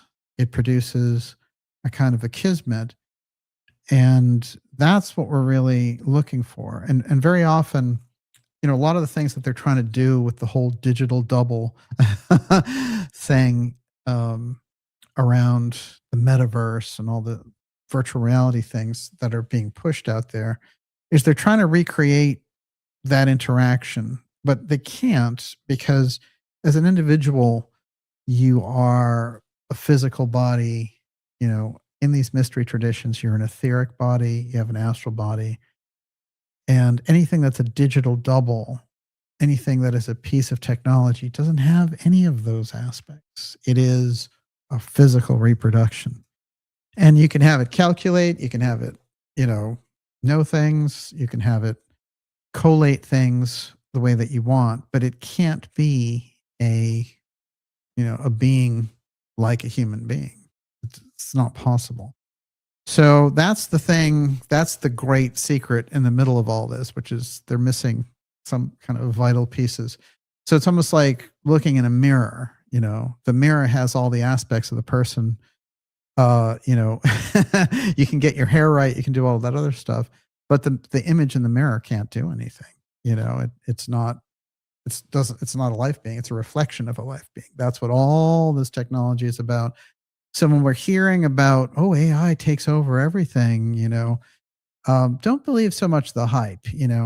Again, it's a technological advancement, and for it to be of any use to humanity at all, unless we want to go down the entire Atlantean trip all over again, we've already done it, been there, done that. It has to maintain itself as a tool. If it becomes a master, if it just throws people out of work and, starts ordering you around. I forget what the Elon Musk vision was, that ridiculous robot was going to follow around drug addicts and keep them off drugs or something like that. That's what they were going to use the robots for. I'm sure there are better ways to do that without cranking up the engine. Yes, Miss Olivia. Merciless wants to know, DJ, which reading does Cayce mention Hermes? Oh, I think there's something along the lines of a dozen, but any dealing with the pyramid or the Giza Plateau, he certainly mentions him in there. And it's interesting because it's suggested that Hermes is such a being such a benevolent being that when Cayce mentioned that Jesus had had 30 some odd lives before he became Christ, so he reincarnated in a series, and he mentions some of those, including Joshua and things of this nature, and Asaph, who was a musician in King David's court. And he is also Emilius. He is Emilius of the Emilius group, So these are the stages, the reincarnations of Jesus. But he only mentions about a half dozen. So there's 24 there for people to speculate. And on a couple of different occasions, Hermes has come up as a speculation of a former life of Jesus, as has Akhenaten. And I remember doing a fantastic episode with Jim Mars. And Jim Mars had all this incredible information. I would just sit there, and he had all this stuff about Shakespeare and Francis Bacon, which we never did that one as an episode. That's just a conversation we had, but whoa, unbelievable. And but we had a whole episode about Akhenaten as Moses. And while I think that Akhenaten and Moses were two different people, he talked a lot about the parallels, time-wise, some of the Egyptian stories, and all the rest of it. One of the things we do know is that Moses was a high priest, a high initiate in the mysteries on the Egyptian side before he switched over and became the great leader for the Jews. So there's a lot there, I think, to investigate and explore. Yes. Okay, CC Sunglasses at Night says the ruins seem to run from Venezuela in line right to Bimini, not to mention recent events and natural resources. Yes. And Ray Story says if Trump takes over Cuba, is the Atlantean ruins the reason? And why do you think Trump wants Cuba now? Did AUTEC find something?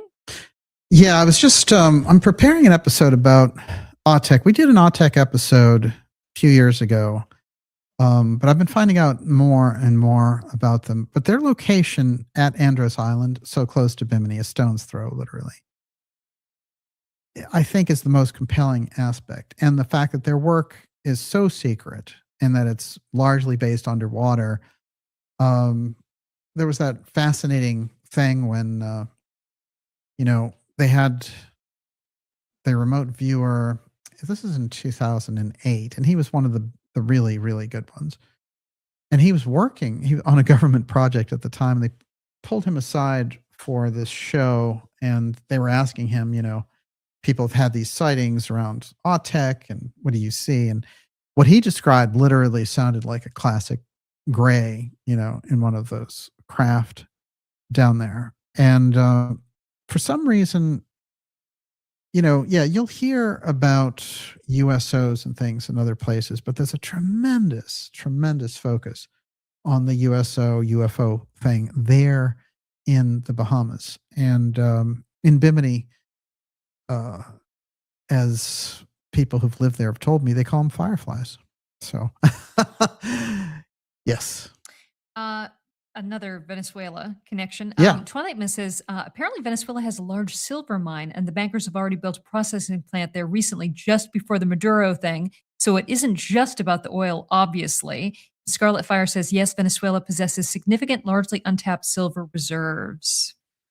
Oh, excellent point. And it was Joe McMonagle. Somebody pointed that out in the chat. You're absolutely right.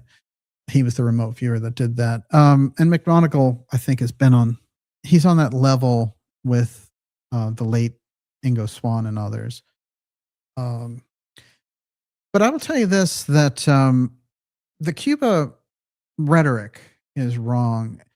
I think that something is sneaking in the beginning of this year into the Trump administration, which is all coming out of the Rubio wing. The Rubio was always a neocon. I was always surprised he got such a seat at the table. And the push is around Rubio. You notice that? They show him in all this royal regalia and things, and all these ridiculous memes and tweets about him. It's absurd. Why are they doing that? He was always a neocon, and he was somebody who, had a negative past with the whole Cuban, his family supposedly escaped from Cuba and all the rest. And I can appreciate all of that, but I'll tell you something. President Kennedy walk the world back from a nuclear crisis over Cuba. Part of the things that President Kennedy laid out is that we were never going to invade Cuba or help anyone else in that endeavor. So that's a promise from the United States on behalf of the United States for Cuba. And at the time, we were talking to the Soviet Union. Some people could say, well, the Soviet Union doesn't exist anymore. Look, first of all, invading another country is a stupid idea. It makes you an aggressor and creates gigantic, gigantic blowback. And we're right on the brink of that. You know, don't tell me that we went into Venezuela for because there was a drug dealer as the president. I mean, Maduro had such problems. We had such a bounty on him through Democrat and Republican situations. I'm not surprised that he would come to an end, but to engage military forces on that level and then say we control Venezuela is a completely non-Trump administration. That's a George W. Bush administration act. So we have to be very clear that all of that whole wave talking about taking over this and taking over that, and I want, you know, not $1 trillion military budget, I want $1.5 trillion military budget, is all 2026 rhetoric. So something has changed in the equation there, and it's not good. So my suggestion, here's my free advice for the Trump administration. My suggestion is about face from the whole invasion talk and move people like Rubio either out or to the background, because right now it sounds like they're running the roost. And for all we know, that's Jeb Bush, you know, who's old pals with Rubio, giving him this whole direction and selling it to Trump, saying we can get what we want. No, the idea of just saying, oh, they have a lot of money in Venezuela and we can have a military offshore, and if they do something we don't like, we take them over, is like a bad version of George W. Bush against Iraq. You know, George W. Bush at least had the phony WMD things, which weren't there. This is just, this guy was dealing drugs. Well, look, the CIA's been dealing drugs for 80 years. You know, you're going to have to go in and arrest all them too. So no, I mean, come on, you know, not only that, but arrest them for assassinating the 35th president of the United States. Let's start there. You know, if you want to come up with these things, what I don't like, and I'll tell you, this is the last thing I'll say about it, but what I don't like is Vance coming out and just sounding like a parrot of Trump. First of all, you're supposed to, I understand you're the vice president, but you're supposed to be kind of like the logical one, you know, as a contrast against Trump being a bull in a china shop. But if you come off like one too, you know, what's the point? And, you know, we might be around the same age or whatever, but I think he's too young to be president. I'm actually hoping that they get him out of the administration. I don't like Vance and I don't like Rubio. So, you know, I hope that Trump comes in with some new ideas here for 2026. Because if it's all war, you're going to suck down just like George W. Bush got sucked down, and you were supposed to be the opposite. So we have to keep that in mind as we're looking at all this. Everyone, you're watching the Dark Journalist Show, deep. And of course, there are hot zone implications here. Of course, there's a wall that was discovered off the coast of Cuba. This could be connected directly to the whole ruins that are in the hot zone. There's the Cuban hot zone aspect and the whole control of the hemisphere thing. You know, we have to remember what President Kennedy did was set a tone with that whole area. And actually in his peace speech at American University, he said, what kind of a peace do we seek? Not a Pax Americana enforced on the world by American weapons of war. We must re-examine our own attitude toward the Russians. And, you know, in the final analysis, it doesn't make any sense to end up fighting a war in which the fruits of victory are ashes in our mouth. So, you know, we all breathe the same air. We all cherish our children's future, and we are all mortal. This is President Kennedy's message. Contrast that with the rhetoric that we're coming up with. It doesn't make any sense. So I suggest a gigantic reversal around that. Yes. You're reminding me, I had this deep thought. It came to me. I passed by a fence and somebody had put a sign up that said, war is not the answer. And I immediately thought, well, what's the question? Which I had never considered before. Oh, yeah. And the thing is that, I mean, everybody, it's not just a statement in and of itself. War is not the answer for this person who put the poster up, because what they're asking is, how do we have human flourishing? You know, Right. but that's not the question all humans ask. That's a good You point. know, a lot Yeah. of people say, how do I profit most? You know, how do I dominate others? All of Yes. this, you know, this is That's the really problem, true. is that we're not all asking the same question. Wow. Yeah. Well, I mean, the other aspect here is we can all share, if we can all get around the same ideal, we can all have different ideas about how to get there, and that's the way it should be. But the idea of Americans having one ideal, you know, I think is something that, you know, that should be the idea that we're talking about, because the different ideas about how to get there is another thing. But if you share the same ideal, you have something in common. That's what I think united America in the past. And there have been great periods of conflict. And, you know, if you go back to the Vietnam era, I study that era from the 60s into the 70s on a regular basis. And it was very divided. And it has a lot of echoes of what's going on now. I think the danger now is that there's a technological aspect. There's incredible debt that's been built up. And, you know, America has a lot of enemies at home and abroad. And so a very serious approach, not throwing ourselves into every, you know, I mean, a lot of these are CIA situations. Remember the whole thing in Iran that's going on now. And I will say this, that they're trying to trick maybe the administration and everyone else, that there's a great uprising in Iran and we need to get behind it. Those are CIA antics. There's no proof of a massive uprising in Iran against the government. There's always been forces against the government. And we can't guarantee people who protest in Iran that we're going to go in and bomb Iran if they do bad things to their protesters. You know, you can sanction them, you can do what you do, but these countries, you know, they live and die on their own sword, and the United States can't be the world policeman. And it's funny, it seems like we only act up when there's oil involved. That's a big CIA giveaway, because remember, one of the things the CIA was set up for was, you know, it's explained this way. If somebody like ExxonMobil goes into Uzbekistan and sets up all these oil fields, and then the government becomes hostile and nationalizes the oil and kicks them out, they lose. So they go to the CIA and they say, you know what you need to do? You need to make sure that the people that you have in there at the top are friendly to American business. And so the CIA goes about, you know, figuring out who's the good puppet, props him up, gets rid of the other guy, and, you know, creates, in a lot of cases, creates this protest. And, you know, Iran has had terrible problems for years. And I think that general, you know, environment is going to go through, over the next 5 years or so, gigantic overhauls, you know, but it comes from those countries and the people in those countries. And the idea of, you know, oh, there are uprisings in Iran, we have to go in and start bombing, you know, this is George W. Bush talk. That's what got us into Iraq, you know, in trillions of dollars and, you know, tons of casualties. So that is the wrong approach. And it is the CIA misinformation about WMD in Iraq that got us in there. It's the CIA misinformation about the Gulf of Tonkin incident that got America into the Vietnam War. It's the CIA that controlled all the Central American wars for drug running between El Salvador and Nicaragua. So the intelligence community is running these things. So it's what they do best. And so what you have to be careful of with the Trump administration is that it's not a, hey, I can't beat the deep state, so I'm going to join them. How can I benefit from having these guys, you know?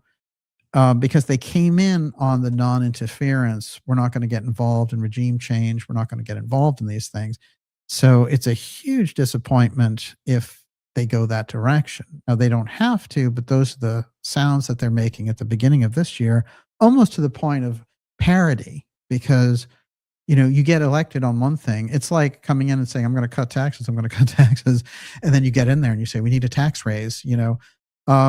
That is classic kind of two-faced political talk that you wouldn't expect from a group at the top who's coming in on a populist wave. So, you know, sorry, you're not going to be able to, you lose the entire libertarian aspect of this. Most of the people that put the Trump administration in there wanted to get us out of wars, like out of the Ukraine war and out of these things, not to put us into hazard's way in Iran or Venezuela or take over Cuba or Greenland. But there's a big thing about Greenland, and I want to say this about Greenland, that it's in a couple of Cayce readings that strife through the Davis Strait could create wars in the future. He gave that reading in 1942, and I don't have it handy here, but there's something about that Greenland aspect that I think is it's just sitting there as a piece out there that which might turn into some kind of battle. And I think there are ways to co-opt the situation with Greenland if we need it for the Golden Dome and everything else, without all the talk about taking it over. They started off the year with the Canada talk like that too, and they've backed off of that. But I don't know, this might be like Pete Hegseth frat boy nonsense too, so it might be that this is not the group, and that Trump should be looking at maybe bringing some other people up in all this. It's also going to be hard for people like Tulsi Gabbard to defend occupying Venezuela, since she was so against us doing anything like that before she got her job. And how does a guy like Robert Kennedy feel? He has so many important things to do as Secretary of Health. This has to rub him the wrong way, really. So it's just, what's funny is the Democrats were falling on their sword with all the fraud in Minnesota and the Somali scandal and all the rest of it. And then, the Republicans, Trump has to come out, and the Trump administration ruins the great advantage by coming up with all this crazy rhetoric in the beginning of the year. So, if that's the kickoff, I would say turn an about face and go in a totally different direction. That's my free advice for the Trump administration. Everyone, you're watching the Dark Journalist show deep tonight in X Series 212. And I should say, some things like sealing the border and setting the economy on a course, a lot of good things happened in that first year. And before they could collect the rewards of the first year, there's this neocon thing sneaking in there to unravel it. We're taking your questions here. It's Atlantis portals, secret ruins revealed. We're getting back to Egerton Sykes. Let's see if I can deliver a TKO here in the last half of this. Yes. Nanette Christ, I flew over Western Cuba in the early 70s and clearly saw geometric submerged ruins. Told my friend Mel Fisher, whose family used submersibles, to confirm. Oh, really?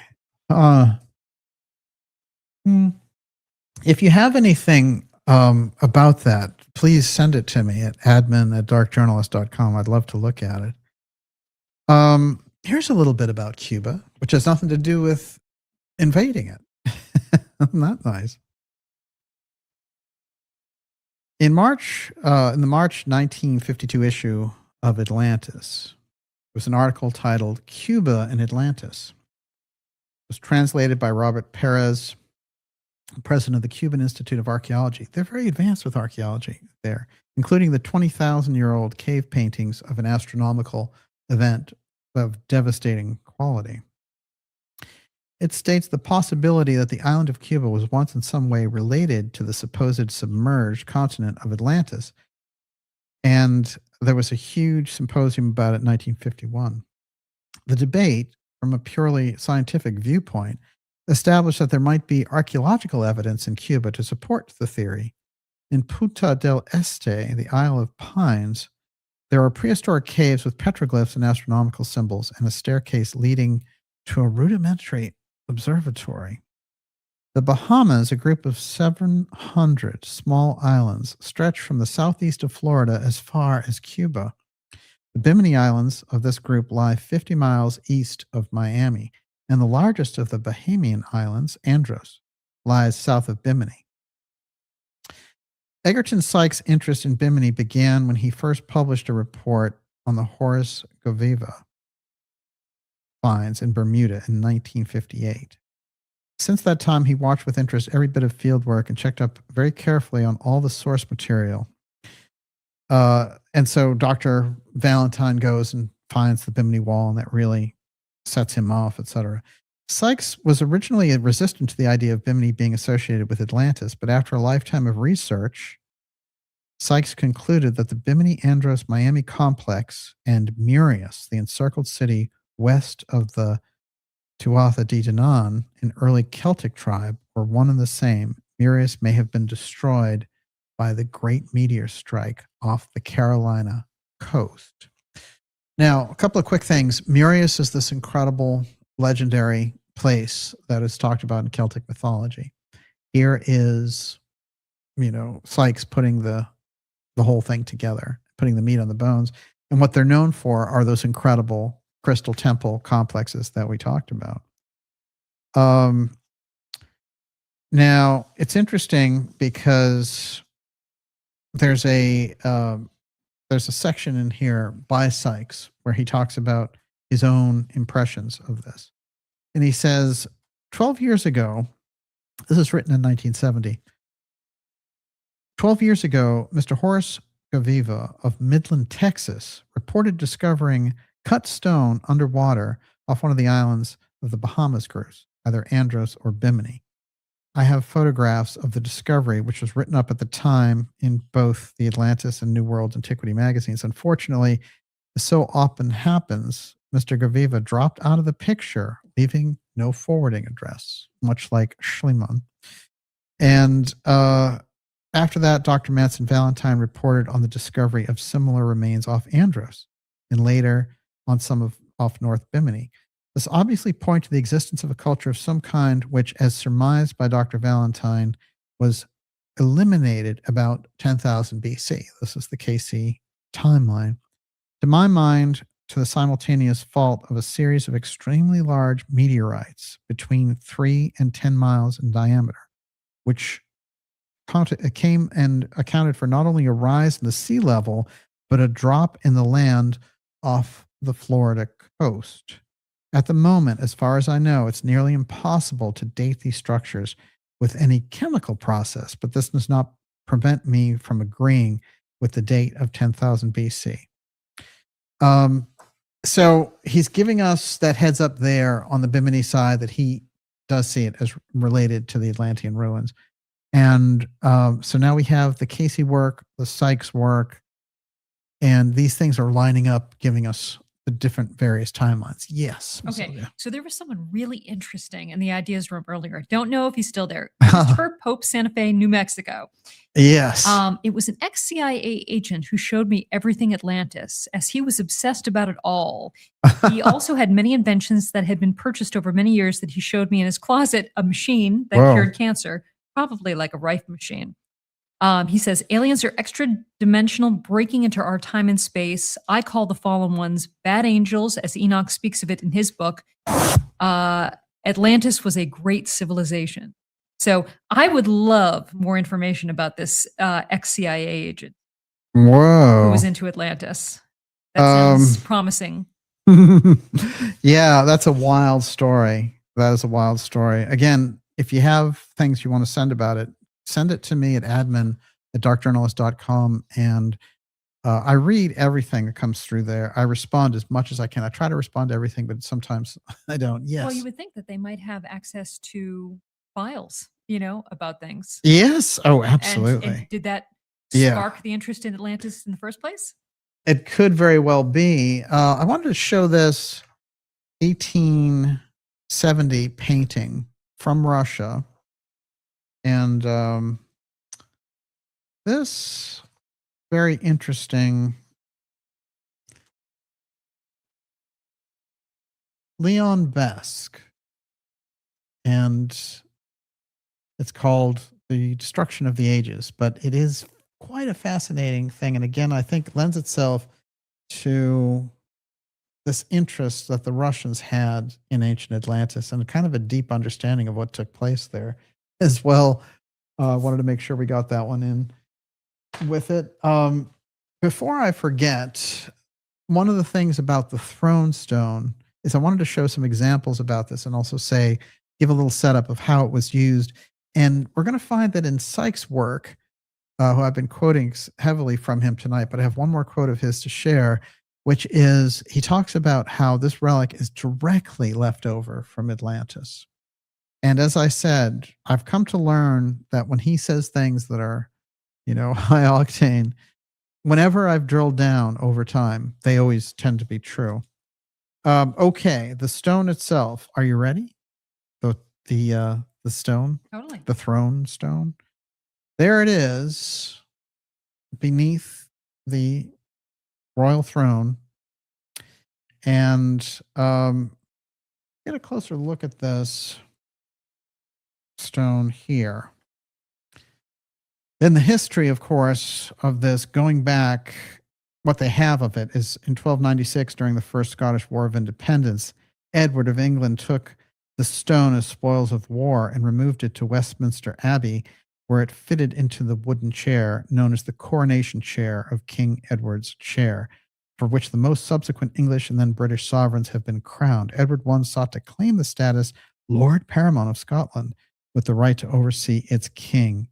Now, what's interesting is some doubt exists as to whether the group that knew he was coming for the stone, some of the initiates who handled the stone, took it and buried it in a different place. There's a legend of them burying it in Scotland. And that the ones that the royal family have been using this whole time is the copy.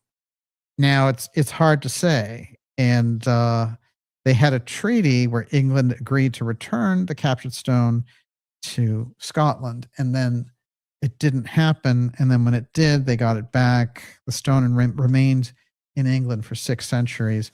As you can see here, a ceremony with it recently regarding King Charles.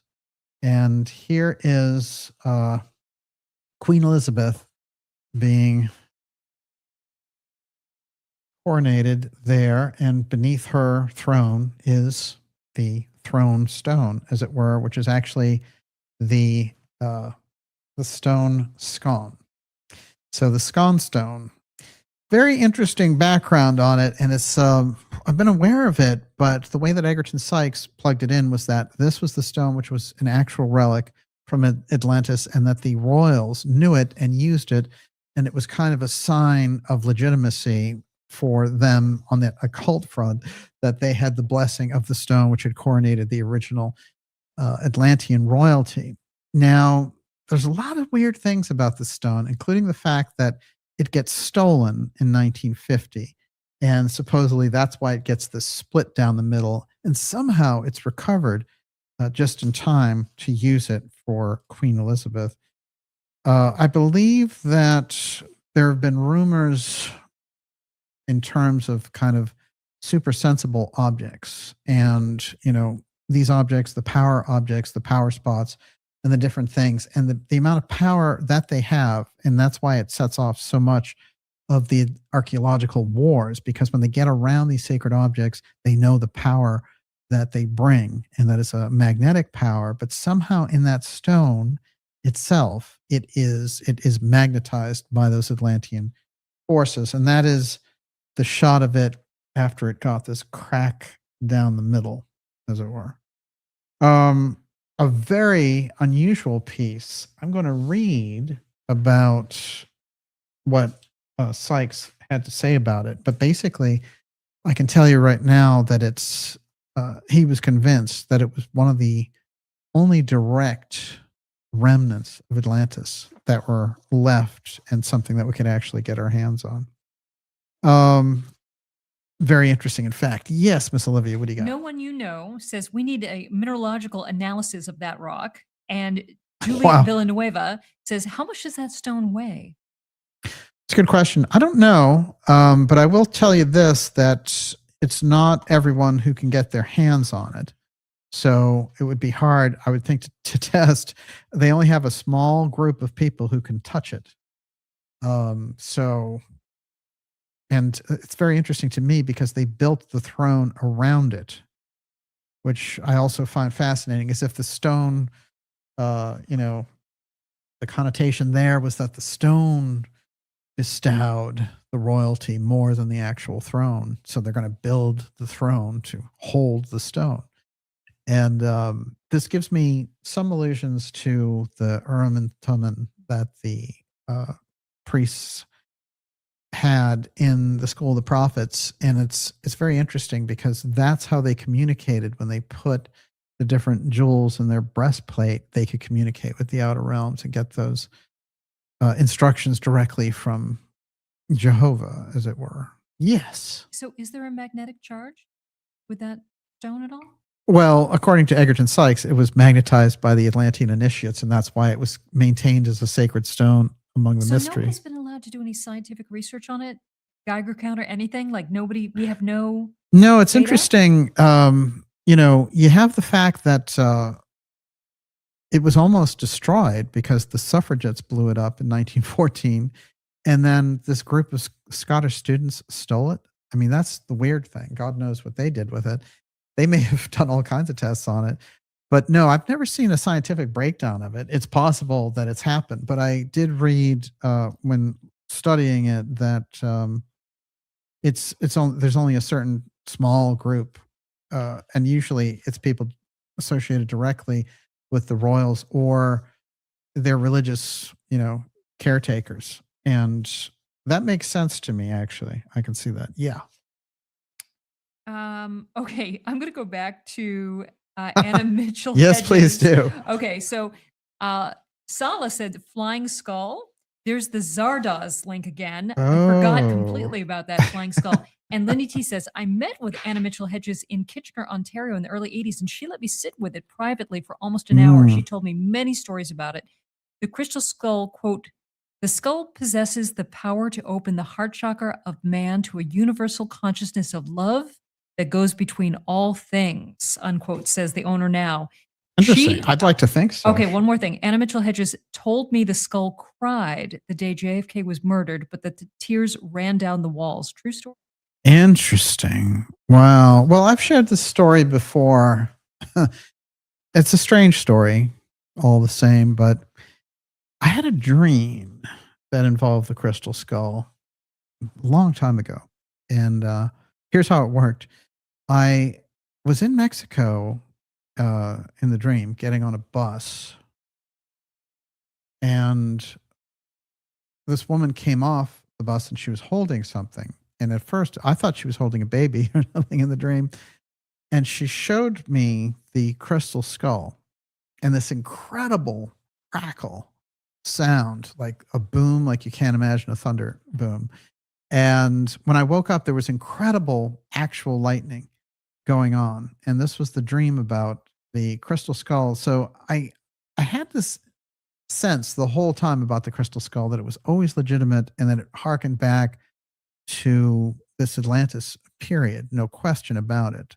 And I always believed the story about it. There's a hilarious interview in the late 1970s. I think it's from 1979, and it's William Shatner interviewing the daughter of Mitchell Hedges with the stone, and he gets to hold the stone and everything else. But it is on YouTube, and I do recommend it. That is awesome.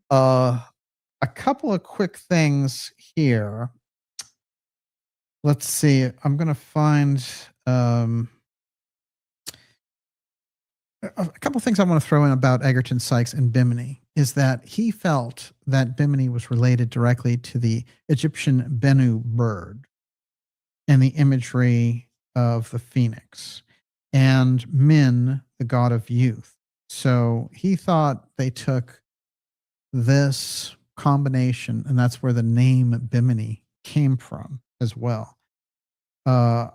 I find that interesting, and he has the whole Egyptian Bermuda connection is something he studied through all of his different research. Now, he does say that that there's a thing that happens when people get around the different artifacts from Bimini, which are just small stones and things about this well and all the rest. And he talks about it, and he says, the presence tends to cause distortion of graphitic, magnetic, and electrical fields, producing spells of dizziness and nausea in human beings. Nothing very serious, but to the inexperienced, somewhat frightening. and most people, it would cause a mild hangover and nothing more. He felt that the crystal skull had come from Bimini originally. And he talks about the description of Anna Mitchell Hedges and Mitchell Hedges of this being the Atlantean god crystal, which was 4 feet tall and was found in Honduras by Mitchell Hedges, and that he simply did not have the wherewithal to take it out. And so he kept it where it was hidden. And that group of archaeological people from that period knew the location. Europe. Go ahead, Miss Olivia. Oh, You're next. sorry, I was not focusing. Okay, as far as Cuba and Florida, Debbie McAdoo says we must not forget things we've learned through DJ, like Kennedy's connection with Hemingway and Cuba, and the connection between Trump and Kennedy. There may be something there that he knows about. No question. And Hemingway, his death, and then Kennedy working with his widow, Mary Hemingway, to get all of that information out. And that, of course, is Ernest at his famous villa, Finca Vejia in Cuba. Now, what's interesting is documents came out about Kennedy talking to, and I've mentioned this before, but he was talking to his national security officials about a national security incident that was to take place inside of Hemingway's villa there in Cuba. And in the conversation were the CIA director and then Ed Lansdale and the Attorney General Robert Kennedy. So when they rolled that around to the Kennedy people who were still alive and worked for the administration, none of them knew what he was referring to. And it is interesting to note that Kennedy afterwards undertakes to smuggle what was the remains of Ernest Hemingway's vault out of Cuba. Now, in that vault, it's my contention that in the vault was all of the images and all of the deep sea observations that Hemingway was making with his scientific boat. That's what that boat was, that he was going backwards, back and forth to Bermuda, to Bimini, between Bimini and Cuba for years, for like 12 years. And one time when they asked him, he said, "Oh, I'm looking for German U-boats. You know, the only problem is there were no guns on the boat. So all you could do is, get blown out yourself." It didn't make any sense. So it was a good excuse though. But it's my contention what he was doing was documenting those ruins, and that Kennedy, although he loved Hemingway's work, wasn't about to risk a national security incident to pull some poems and essays from Ernest from a vault in Cuba. Access to Hemingway's villa was kept tight and still is kept tight by the Cuban government. And there's no reason for that. And they will let you observe things that are in there. You can't take them with you.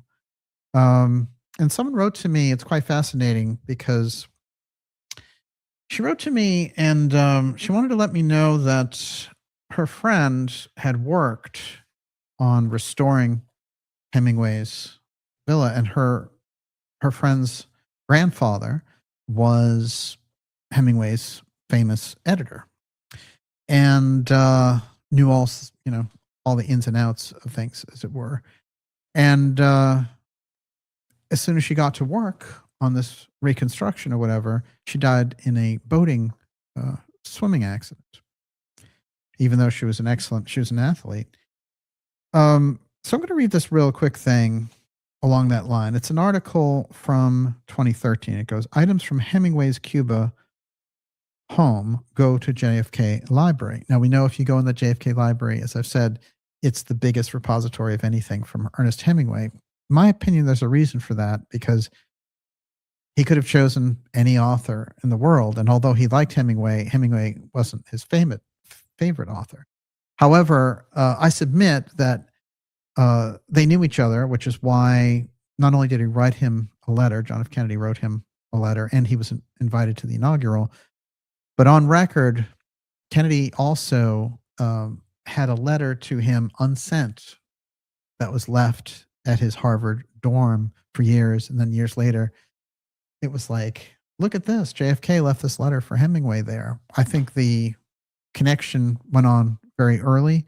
And it's very interesting because the same woman who was Kennedy's Harvard teacher over here at Harvard was also Hemingway's mentor over there in France. So lots and lots of deep connections there, which is why I think this was pulled off. But listen to this. A new partnership will allow U.S. scholars and the public to get a fuller view of the trove of books and records Ernest Hemingway left at his home in Cuba, where he wrote about some of his most famous works. Cuba and a private U.S. foundation are working together to preserve the novelist's papers and belongings that have been kept at his home near Havana since he died in 1961. On Monday, the U.S. Capitol, U.S. representative and Boston-based Finca Vahia Foundation are scheduled to announce the digitization of 2,000 Hemingway papers and materials. The digital copies will be transferred to the JFK Library. A couple interesting things there. One is that the Finca Vahia Foundation is in Boston. Again, there's the Boston to Cuba Hemingway connection. This is the first time anyone in the U.S. has been able to examine these items in the writer's Cuban estate. The records also include passports showing Hemingway's travels, and so on it goes. Let's see. Nobel Prize winning, 1954's Nobel Prize winning The Old Man of the Sea. Jenny Phillips, the granddaughter of Hemingway's editor Maxwell Perkins, founded the Finca Vahia Foundation in 2004. After a visit to Havana, she saw Hemingway's home falling into disrepair and became aware of the many records kept in a damp basement at the estate. She worked to get permission from the U.S. Treasury and State Department to send conservators and archivists to Cuba. Now, Jenny Phillips is the woman who one of the viewers sent me about, who was working on this project, and she died in a strange boating accident. So, that the entire thing around Hemingway, JFK, and Cuba is such a gigantic question. When we get around the hot zone, you get Maxwell, Ghislaine Maxwell there. You get Jeffrey Epstein there. You get Hemingway there. You get John Lennon buying lots there. You get Hemingway's brother buying New Atlantis there in the waters. There's a whole lineage of characters and high-profile people who know something about what is going on there. And that is why the core of the hot zone is the geopolitical crisscross with the esoteric aspects and the link between the Kennedy and Cayce families to the Hemingway. I mean, it is, we've put it forward. These were links that were not discovered. We've put it on the record, and there's something major in it, which is why the hot zone is just this ongoing opening mystery, but it opens up always whenever you get around it into all these other tentacles. Yes, Miss Olivia. Okay, now Chris again. DJ, my former metaphysical / intel friends said that the skull was an Atlantean priestess they turned into crystal bioconscious computer to control and use her talents. We turn human ash into diamonds today. It's an interesting point. Oh, wow. That is fascinating. And Lindy T, who I asked to reach out to you, says Anna Mitchell Hedges also told me one of her father's partners came to steal the skull, but got no further than the front porch. He was frozen there for hours and could not leave. I would not want to steal the crystal skull, because that is, watch out. In terms of a powerful object, that thing is incredible. There's like a movie in that. It's a great plot, right? No question. All right. A couple of things I want to put in here to kind of complete the picture around Sykes and complete the picture around this very unusual essay Sykes wrote about what may have happened there. On October 20th, 1912, Paul Schliemann's sensational article on Atlantis was published in the New York American, a publication of Hearst Press. Paul claimed that his famous grandfather, Heinrich Schliemann, began investigating the myth of Atlantis in 1883, 7 years before his death, and Paul had inherited Heinrich's confidential research, as well as funding to continue the work. Young Schliemann's complete silence after 1918 confirmed the view generally held that he must have died during World War I. Not one single member of the family uttered a word either in favor or against his story. So that is how the story got left out there. But very interestingly, as I mentioned, our friend Sykes had complete faith in it, and he was somebody in the know, as it were. And so I would think we want to take where this is. Okay, this thing is called, and the pronunciation on this is, I believe, it's Kapteyn's Star. So it's Kapteyns. The passing of Kapteyn's Star. 11,600 years ago, Kapteyn's Star passed through our solar system, leaving a trail of havoc and disaster behind it. It is now 10 light years away, which is the distance it had traveled in 11,600 years at its speed of recession, and 151 miles per second. This star was listed as CD 45, 1841, and is a spectral type star, which means it's a red dwarf with a surface temperature of 3,000 that of the sun, and its radiation is mostly in the infrared region. Now, with a diameter 1/5 of the mass of the sun, it missed the Earth by less than 10 million miles. The Mahabharata, an ancient Hindu epic, called it Shiva's demon and states that it was as bright as 3 suns, that it starts to burn up and boil lakes and elephants on fire and burned up people in unrecognizable shapes. This event could have been the basis for the legend of the son of Helios, who drove his father's chariot to the sun too low and was set the earth on fire, and had not Zeus slain him with a thunderbolt. In Greek mythology, this event explains the origin of many vitrified areas of the earth. Now, we know with 3i Atlas and the kind of panic and the havoc they try to push on that thing. But here, I find it interesting that he's identifying this Kapteyn's Star and giving us all the history of when it already came through. Prior to Kapteyn's Star's passing, there was another planet orbiting the sun between the orbits of Mars and Jupiter, somewhat larger than the Earth and inhabited by people more technologically advanced than people on the Earth. This planet was destroyed as it went through Kapteyn's Star, stripped of its outer layers. Okay, the core exploded on emerging. Fragments of its core now make up the asteroid belt. Many other pieces of the planet were scattered throughout the solar system. Some fell into the sun, others went out into the interstellar space, many others showered the remaining planets or formed comets and meteor clusters. The sunspots, holes, were left on the face of Kapteyn's Star where the planet went through. Some ancient pictographs show them as eyes. Some show only one hole with a serpent coming out. The rotating star left a spiral trail of debris across the heavens. This fiery serpentine trail with its exploding planet at its head and the fiery receding star at the end of its tail, and the celestial dragon of China, the serpent of Eden, and German Siegfried's Fafnir, the Greek Apollo's python, and so on, is also the feathered serpent Quetzalcoatl of the Mayas, and St. Michael's Satan, to mention the more generally known representations from legends and mythologies. Many people fled the doomed planet in spaceships. I kid you not. This is the article. This is such a deep interpretation, but let's go with it. These were the ancient astronauts who landed in many places on Earth 11,600 years ago. Some were referred to in the Bible as sons of God, who mated with the daughters of men. Colonies had been previously established, so they were genetically compatible, and established that they were Kapteyn's Star had planets also. People from one of them may have made landings on Earth at that time. One of its planets was probably the cause of the great crater known as the Eye of Jupiter, where it came out after going through Jupiter, making a second celestial serpent. 2 serpents are illustrated in many archaeological discoveries.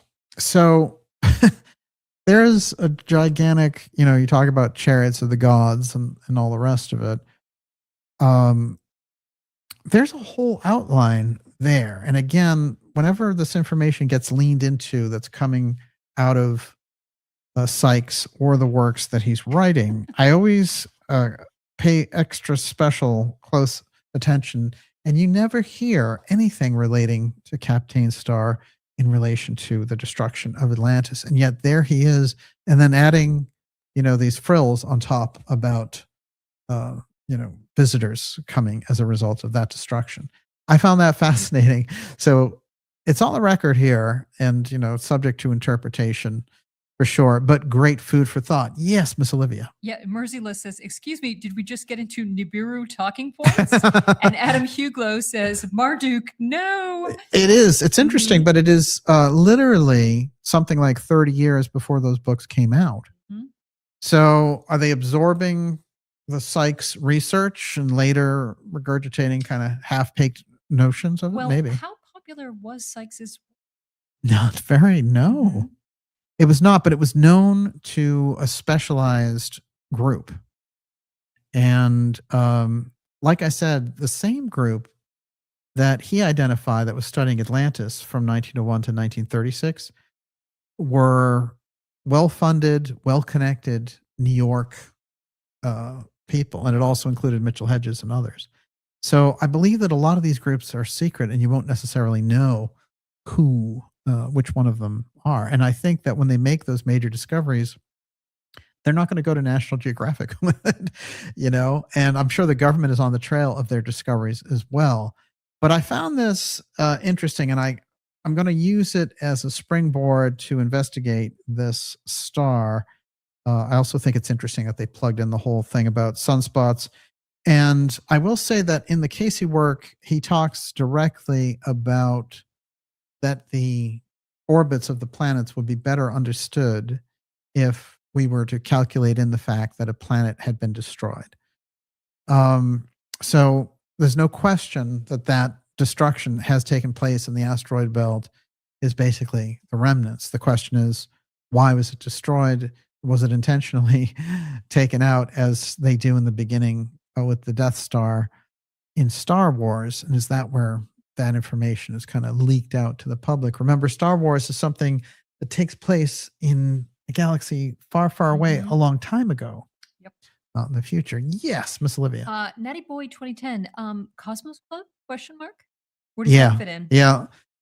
The Cosmos Club and Powell, who ran it, this is a guy who comes out of nowhere after being in the Civil War, has one arm, and in my opinion makes some kind of incredible discovery, and has all of Washington at his feet, sponsoring these incredible expeditions to the Grand Canyon and everywhere else. What I found out about him was that he was stationed at Cape Girardeau for a decade. And Cape Girardeau became famously the site of the first real UFO crash with bodies and all the rest of it. That's 1941. And of course, Senator Harry Truman at the helm with that in Missouri. It's all very unusual, but if you track Powell's entire approach, it's all space-based, and all these people hop on board, including the people who are associated with the great airship mysteries. And then finally, of course, the Wright brothers themselves end up staying at the Cosmos Club when they're making their plans for their famous flight. So flight was, already happening, of course, there in the 19th century. I think the airship mysteries have proved that. But here is the kind of ordained version with the Wright brothers, and it's the Cosmos Club navigating it. What I found so fascinating and how I got into them was that they are essentially a UFO Bilderberg, because where do those people go? They can't always just meet in a basement somewhere at a military base. They have to have some kind of social cover like the Bilderberg group did, and then they could exchange all these things in different rooms and different places. So for me, the Cosmos Club has always been that. When I went through the different backgrounds on who was involved, all of the major UFO people, J. Allen Hynek, the debunkers, Donald Menzel and all the rest of it, they were all in that Cosmos Club. And quite interestingly, Robert Kennedy was a member but President Kennedy joined and then quit. So that got me going. But for me, the Cosmos Club is at the very heart of the advanced technology. My guess is that Powell in the 19th century found something advanced, some piece of advanced, either ancient technology or a crashed UFO back then. And that made him, you know, sort of the belle of the ball, and they would send him anywhere. And what I found particularly interesting is that he goes, one of his great expeditions is to spend time with Wovoka and the Paiute Indians there in Nevada. And there's all kinds of magic taking place from Wovoka. You know, he can control the weather, he can heal people. And that's where the whole ghost dance piece around the Sioux comes from. So we're looking at very, very interesting correlations. And there are all these pictures of them embracing and stuff. And it's like, you know, the Paiute shaman with the white Westerner who knows, you know, he's been clued in, he's been let in on the secret. He's seen the crashed craft, as it were. Everyone, you're watching the Dark Journalist Show. It's X-Series 212. Going deep, deep into the Atlantis portals, secret ruins revealed. We're going to take a last round of your questions. And I want to remind you, of course, if you're new here, to go to darkjournalist.com and sign up for our newsletter. It's a free newsletter, and it keeps us in touch through all the massive censorship that we're going through. There are some things coming up that probably break us through some of that censorship, and I'll tell you all about that as it develops. But for now, go to that darkjournalist.com website and sign up for it. It takes a second to sign up, and what you'll get is incredible updates on the great, great interviews we have coming up for you. Fascinating work, and we have a real heavy-duty interview special coming up for you at the end of January. So make sure, stand up and be counted. You're on that list. DocuSeries, of course, Pyramid X, the Craze and the HotZone, Atlantis, and that whole piece that we're talking about tonight. That's our DocuSeries. We have that up on the channel, and those are free for you. They're available for you. And, you know, we put a lot into them. We have the greatest team. That's an award-winning team that works with us on those. And it's fantastic to be able to present the ideas of the X series for that. And then we also have some very interesting and special events coming up later this year. So make sure that you're on. Miss Olivia, you're up. The Shamanist. Where in Oregon is the vortex, please, DJ? Yeah, I mean, cursory, I believe it's in the south. I believe it's South Oregon, but don't quote me on that. I was actually, it's pretty easy to find the Oregon vortex. So yeah. Is there anything else you want to share about the vortices? Well, I would say that it's interesting to me that when Sykes was getting into his Atlantean diatribe, he mentioned this kind of anti-gravity effect of these spots in America.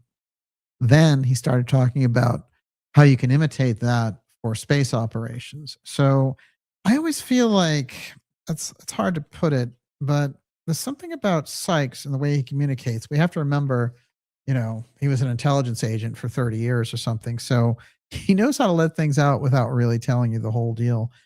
But I do think he was, when it came to Atlantis, he was really giving us the full scoop. There's a little pinch in here about the Fountain of Youth that I want to include from his work, and then we'll go back to your last round here. So it's from the earliest times, there's always been a tradition of the Fountain of Eternal Youth that was to be found until the arrival of Ponce de Leon on the island of Bimini from the classical period until 1512. There was a steady stream of adventurers and experiencers seeking the secret of rejuvenation, undeterred by the fact that the secret of rejuvenation, undeterred by the fact that the temple sank beneath the waters about the beginning of our era. For nearly 2,000 years, the possibility that the Temple of Bimini was actually existed was carefully swept under the carpet by the academic world. Again, he notices the trends just like we do here. and they want to keep those things for themselves. By the way, I found the Smithsonian all over the HotZone, and they know how to keep those things tight. In subsequent years, much further work was done by Dr. Manson Valentine, details of which were published by both the above magazine and also the Muse News of Miami. In spite of the somewhat petulant attacks by various people, it has now become established that the rows of stone blocks at depths averaging 40 feet are part of a man-made structure, probably the temple with its ancillary building. It is interesting to observe that the moment it became obvious that instead of buried treasure, there were historical artifacts to be found, all funds from traditional sources for further investigation ceased to be available. I found that very interesting. And again, there's the whole story that Lester Hemingway tells about the healing well that he found, which had all these weird Atlantean hieroglyphs on it. And then there's a picture of him in this late 70s documentary bathing in that pool, and his daughter's swimming around as well. And he's talking all about how people go there. And it's just like a secret on Bimini where to get rid of arthritis and all these other things. But there's something very interesting about the healing aspect incorporated with the rejuvenation piece, and the fact that that legend had maintained itself.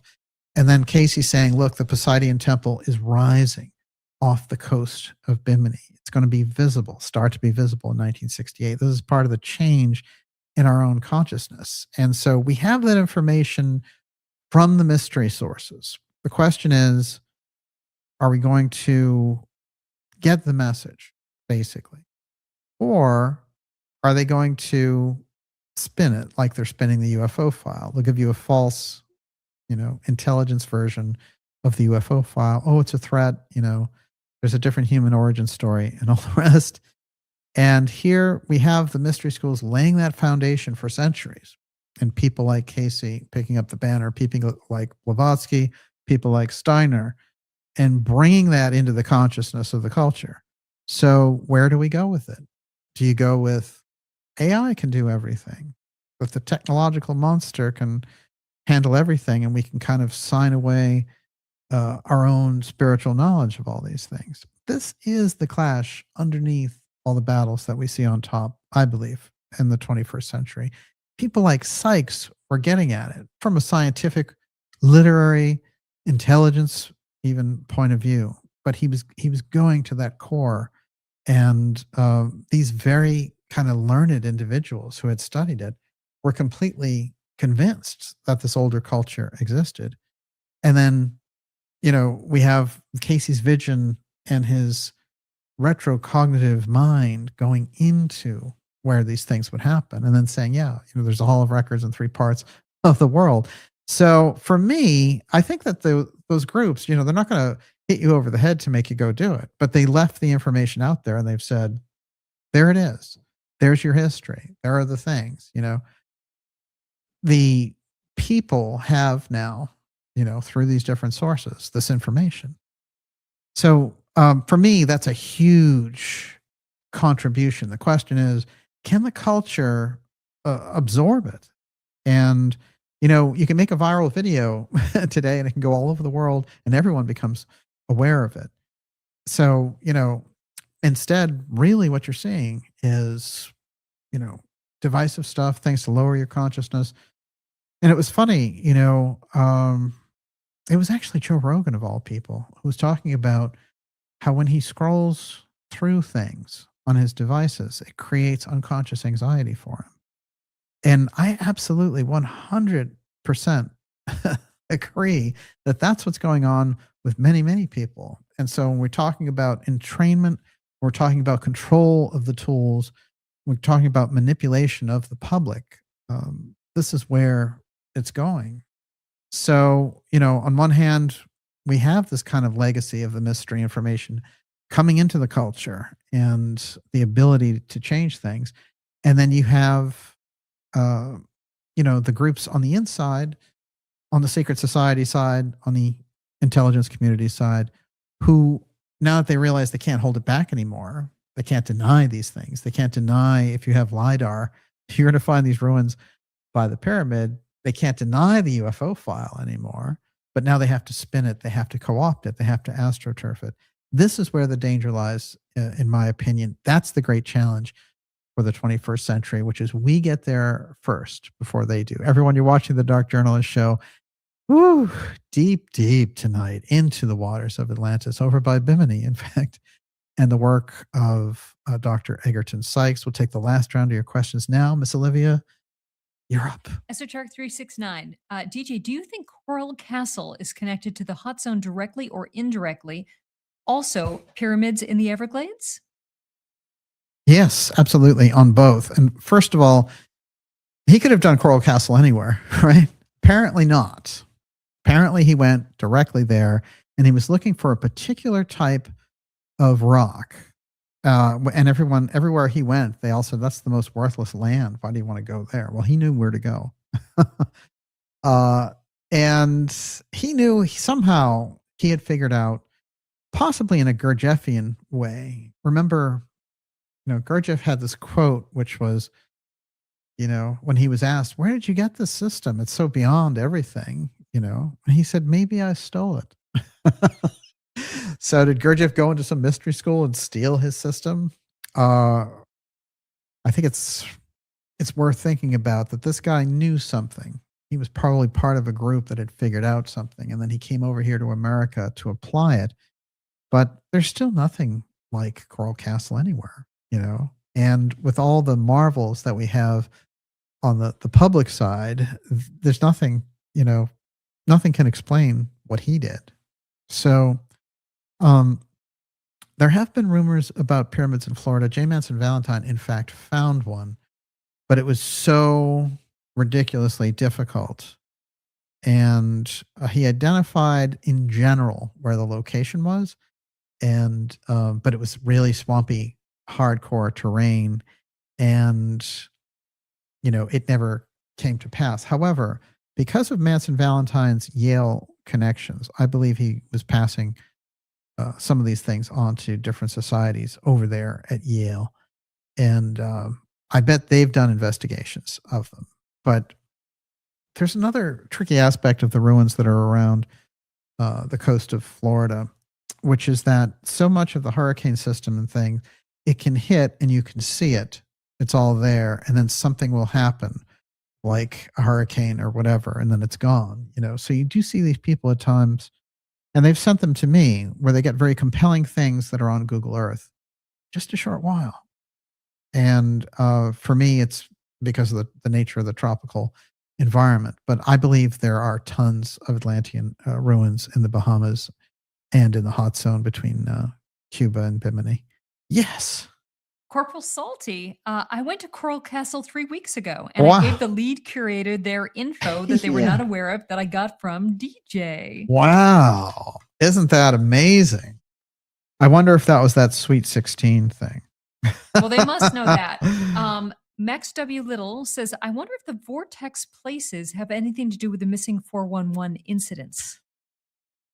Oh, that's interesting. Well, the reason they wouldn't know that, by the way, for what he just talked about, was because everyone thinks the Sweet 16, the way it's played out in the Edward Leeds Scullin story, that the Sweet 16 is his girlfriend out there, his long lost love. He's like, oh, I'm making this for my Sweet 16. But for me, if you really look into it and think about how he talks about it and the placement with the stars and everything else, it's an astronomical alignment. If somebody could decode that puzzle, I think they'd learn a great deal. Yes. I'm sorry. Go ahead. Go back to that. The missing 411 vortex connection. Oh yeah. I think there are absolutely. And I think the Grand Canyon is loaded with this. There's so much that we learn about telluric currents and how they stage certain types of railroads and things to follow these. So we already know that there's a factual scientific basis for what we're talking about here. And then you have that whole thing about the Straight Track Club following where the megaliths were, this kind of magnetic line, and how this is basically, an old communications system. with the megaliths all across the world, and they understand how those magnetic lines work, which is why I think we have things like Cape Canaveral and why we send our rockets off from Florida, etc. But I will say this, that I think there are aspects of that information that technology groups have tried to break into, and for one reason or another on the military side, because of what they would do with it, it still has eluded them. And I think for all of the incredible, terrifying weaponry that the government possesses in this regard, the military defense contractors, that there's an aspect of this apotheum piece with the UFO file and with the Atlantean ruins and these types of things that has still eluded them. And, it brings me back to stories about Tesla's work or Keely's work and how these people who were supporting them in that period, and if you really go into it, the same, woman who's tied in with the Theosophical Society is supporting both Keely and Tesla. That doesn't seem to be an accident to me. So, they were doing this, and the people inside the Theosophical Society were bold. Blavatsky's writing in the 1880s about how the Keely motor can change all of the technology for humanity, but that humanity is not ready for it. And then Rudolf Steiner, in his own work, he writes a whole thing in defense of John Keely. But, he said that whole psychic technology, humanity just wasn't ready for it. And so it could not have clicked, because in the wrong hands, as we saw just, a decade or two later, after Steiner was looking at this, you've got World War II and you have everybody dropping bombs on everybody else. So what would they have done with that? It's a real question. And I think there's a piece about the Atlantean Hall of Records information as well that is like that humanity has to be ready, and it can't be like this. So the people in charge of the culture, the leadership in the culture, is retrogressive. And they also, at the very top of the technological centers, there's a greed there. There's a lack of empathy with humanity, and there's a manipulation of humanity, So if anything, humanity needs the tools to throw off these guys. So I describe that. Everyone, you're watching the Dark Journalist Show, X Series 212. We're going to round it out with the next couple of questions. Atlantis portals, the secret ruins, and the Egerton Sykes mystery. Miss Olivia. Dennis says, in Leidy's UFO Connection movie, there was a fabulous story about somebody coming across a, quote, clear box, unquote, in the middle of the forest, sort of made of clear crystal or glass, like you could go in, but not back out. Kind of like those mouse traps. Oh, interesting. Wow. Well, yeah, I've heard, it reminds me of different stories I've heard about Atlantean ruins, which appear and then disappear. And you wonder about those, we have the people who said they've seen it, they've taken the pictures. They even have artifacts at times, but there's some aspect about the ruins which doesn't fall under traditional archaeology. And I'm fond of quoting the AUTEC whistleblower who came out and said, we were watching things at one point. This guy worked there in the 1990s, or I think 1997. And then a landmass showed up off of Andros Island. Yes, a landmass, not a ship, not something else, an actual landmass. Basically looked like an island, came out of nowhere. It's on the radar. It's not going anywhere. It's not an anomaly. And then they're all freaked out. They don't know what to do with this. There's a landmass rising.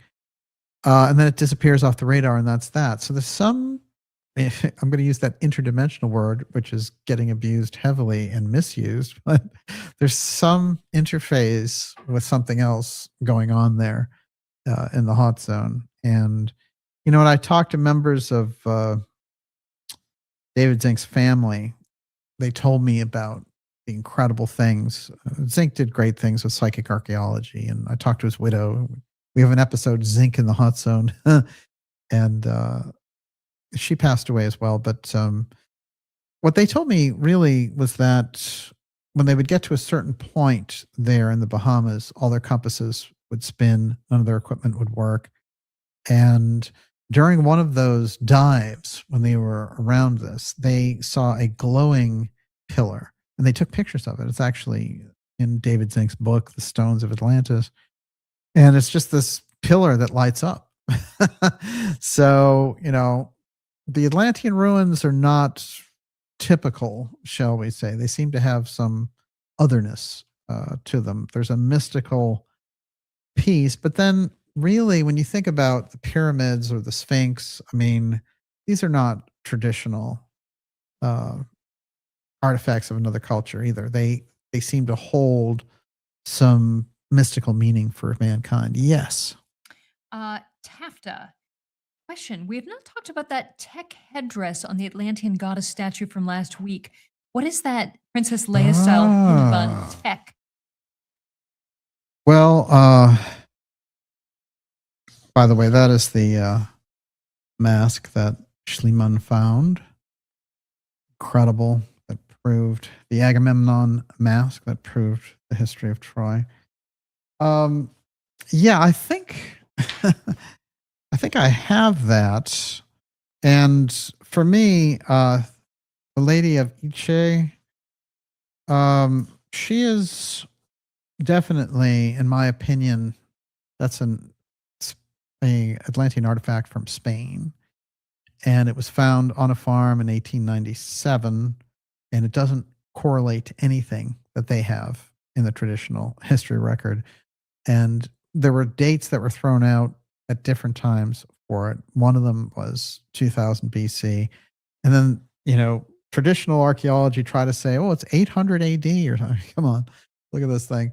So there's something very special, I think, about that discovery. And I think, again, that relates to that part of the Atlantean group that eventually went up to the Pyrenees, to the Iberian Peninsula, and they became the Basque.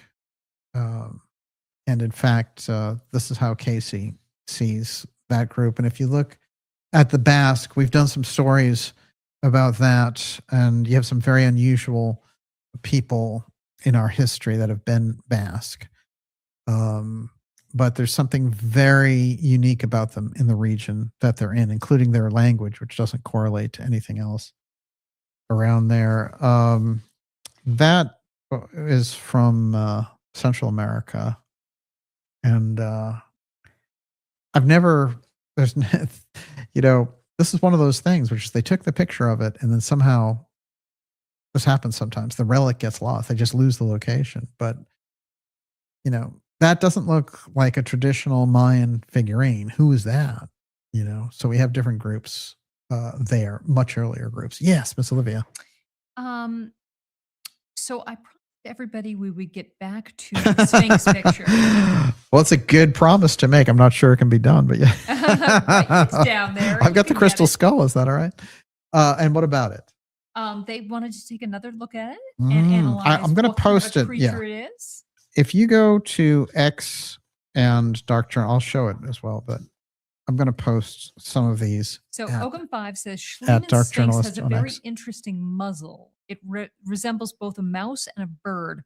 Horus, perhaps? Ah, very interesting indeed. Yeah, it does have something that's bird-like. I would agree with that. There's another angle on it, another look at it. Now, there was someone that was insisting it's a mole. It's a mole. No, I don't think so. I mean, it doesn't have the beak of Horus, which you would expect. It does instantly remind me of an Egyptian artifact, which I find interesting. If this came from, Egypt, that's one thing. But if it's an Atlantean artifact, it means the entire legacy of the Sphinx culture. and the entire Sphinx imagery comes directly from that, the sentinel of Atlantis, as it were. I think it's one of the most powerful artifacts that he put out there, and connected with the story that he left about it. I think it's an unresolved, it's a major piece of an unknown fragment of a puzzle, shall we say. Yes. Says, I still get squirrel in a turban vibe. Absolutely. There is a squirrel. It's got a squirrel vibe to it. Here's a quick thing about these World War II pilots who were telling Sykes they were seeing these ruins beneath the Atlantic. Towards the end of 1942, when the pressure of Allies was at its greatest, aircraft of American origin were ferried over the Atlantic from Natal in Brazil to Dakar in the French West Africa, adjacent to the site of the historical city of Simei. Now, the journey from Dakar to Egypt was performed by easy stages. Most of the pilots managed to get a few days' leave in Cairo before returning. One evening in the Turf Club in Cairo, a pilot was overheard chatting to a friend about the strange light he had seen on the flight over, the strange sight he had seen. On being approached by Egerton Sykes, he explained that in the Atlantic, over the Atlantic Ridge, he saw the remains of a city on the western slope of a submarine mountain. He explained that this was only possible because at the time of his flight, the rays of the sun were striking the water at an angle such that they penetrated diagonally at a considerable distance, something which would only occur once in 1,000 flights or more. So, people who were flying, World War II really opened up a lot of those. That's where you get Lester Hemingway. That's where you get Hemingway scanning the horizon for these ruins. And once you're up there and you're looking at things down below, it's just like the great discovery of the Nazca Lines. If that culture had flight and then, they're making a runway and pointing to that, you can't see it till you get flight. And then you realize, aha, we're all at the same level here. So, but some of these I think are absolutely fascinating. And in my opinion, that work about the western tip of Cuba is the clearest aspect, along with the Bimini Road. But that's a clear opening for us getting directly to the heart of the Atlantean mystery in the HotZone. And so if there were, that would be where archaeology should be focused on, but they're not, and they dropped the ball on the whole thing. And I think there's some rivalries too about people not wanting to accept the fact that Zalitsky, who wasn't even looking for this stuff, came across basically the most important discovery in human history, and I think that's where there's not a lot of support from it. I've always put it front and center, and I highly recommend that we do that with the work of Polina Zalitsky in context with what she went through to bring forward that information. We've already seen the powerful images, and there's so much more to put on the record. Miss Olivia, the last question of the night for X series episode first I want to say 212. there are plenty of people in the ideas room who have Basque bloodlines. Oh, excellent. And that's really interesting. Wow. Yeah. Well, we did one of the interesting ways that this came up, our friend Alexandra Bruce, she had done a whole study on the Basque and their language. And she had got me thinking about how it was a very different language from anything else that was there. And Cayce always had this thing about the Basque being Atlantean. And then when I did my own research on them, they seemed very unique for a number of reasons. But then I also found them all around Howard Hughes, for example, or I also found them, Ted Williams, a very famous Basque character, and he seemed to have almost kind of, superhuman athletic ability. And he would have been the actual home run king if he hadn't gone to war for 4 years. He was way ahead of everybody. So, there's just been a lot of very kind of spectacular Basque characters. And I think there's a lot for us to learn there. I've said this about the groups that, occupied, like what they call the Laplander group that occupied Sweden and Finland. And, that group, not only are they naturally magnetic, but they have this incredible history of psychic shaman activity that goes back centuries. But you can just tell from aspects of this group that they are, in this line. And was it Renee Zellweger? Mm-hmm. She had this look as well. So just incredible people. Yes. Last question. Yeah. Jimmy Lyle Kennemer. Oh, yeah. DJ, have you ever been to Egypt? Oh, isn't that fascinating? No, I have not been to Egypt. I have considered it, and I have considered doing a special from Egypt. So that's something quite fascinating, and certainly in combination with all the work that we're doing here. Do you want to talk about your Egyptian past lives at all?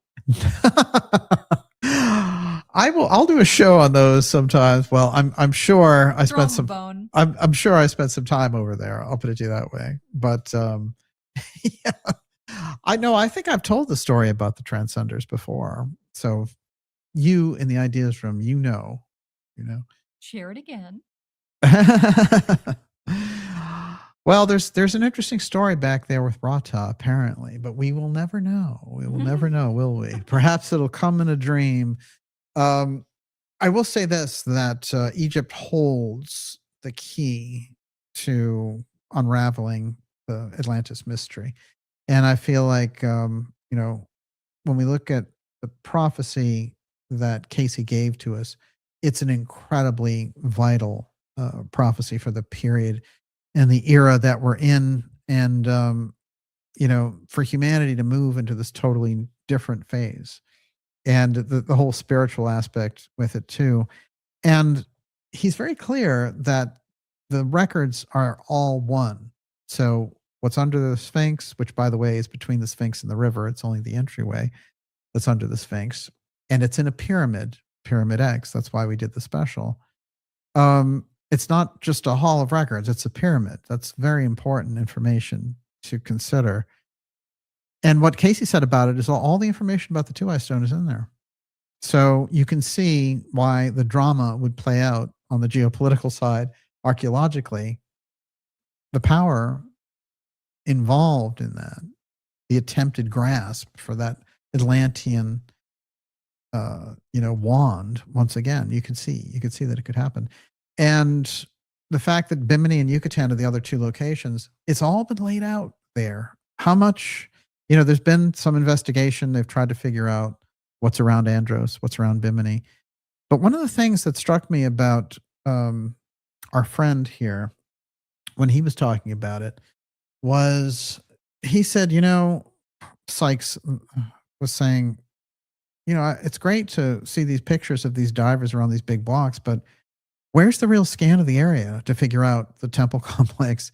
Where is all this stuff that should be there? And he thought that the Cayce Foundation, because, Cayce had hinged so much and it identified so much about Bimini, should be all over that and doing that.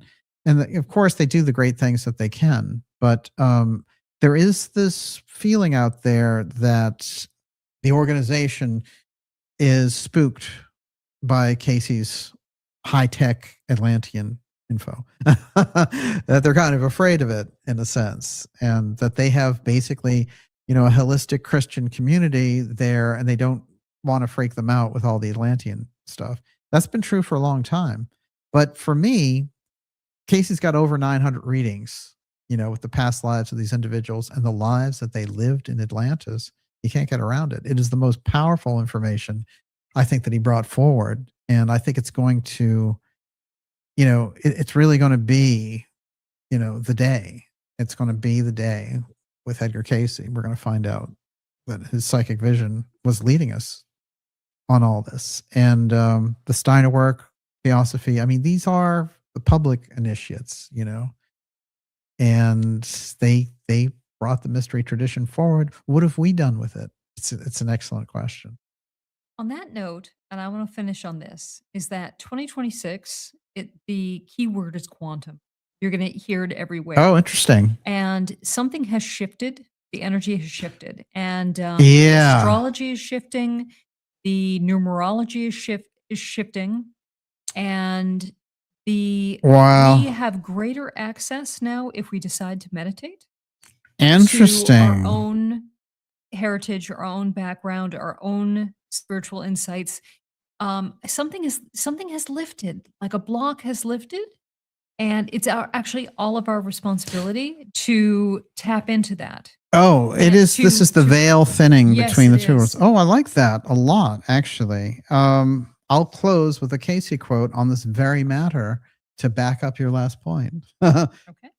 The preparation of the TUAOI Stone was in the hands only of the initiates at the time, and this entity was among those directing the influences of the radiation that arose in the form of rays that were invisible to the eye, but that acted upon the stones themselves as set in the motivating forces, whether the aircraft that were lifted in the gases of the period, or whether guiding the pleasure vehicles that might pass along close to the earth, or what would be termed the crafts on the water or under the water.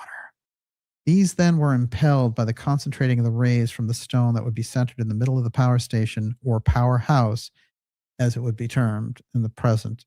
In the active forces, the entity brought destructive forces by the setting up in various portions of the land the character that was to act as producing the powers in various forms of the people's activities in the cities, the towns, the countries. These, not intentionally, were tuned too high and brought the second period of destructive forces in Atlantis to the peoples in the land and broke the land into isles that later became the periods when further destructive forces were brought in.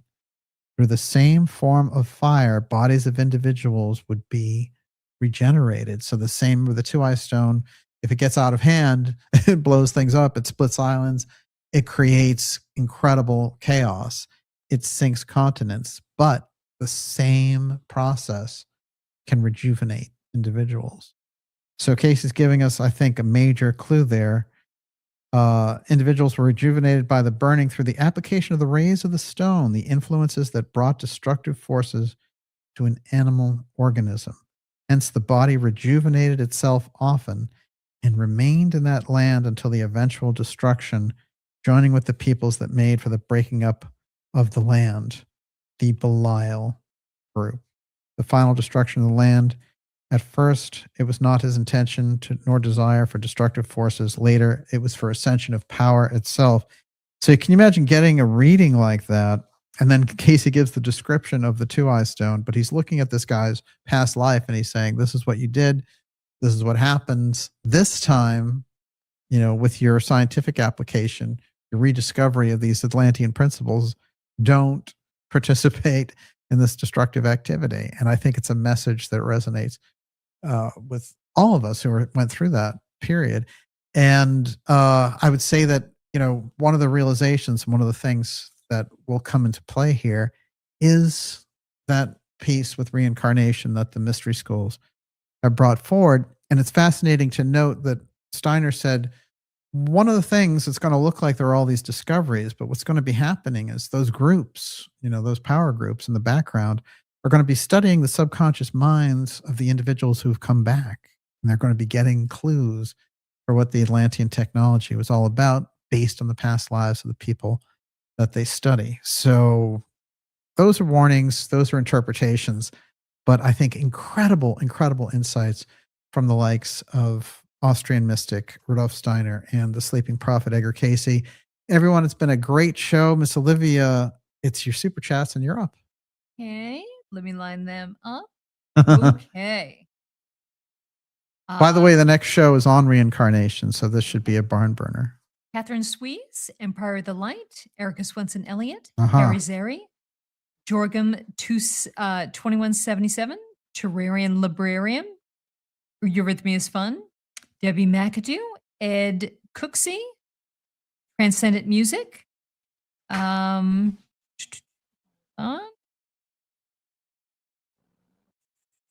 fantastic. Place. Here we go. Sarah Jane, Jimmy Lyle Kennemer, Jonna Red Star, BW Blue Sky, And Jimmy Lyle Kennemer again. Thank you so much for your generous super chats.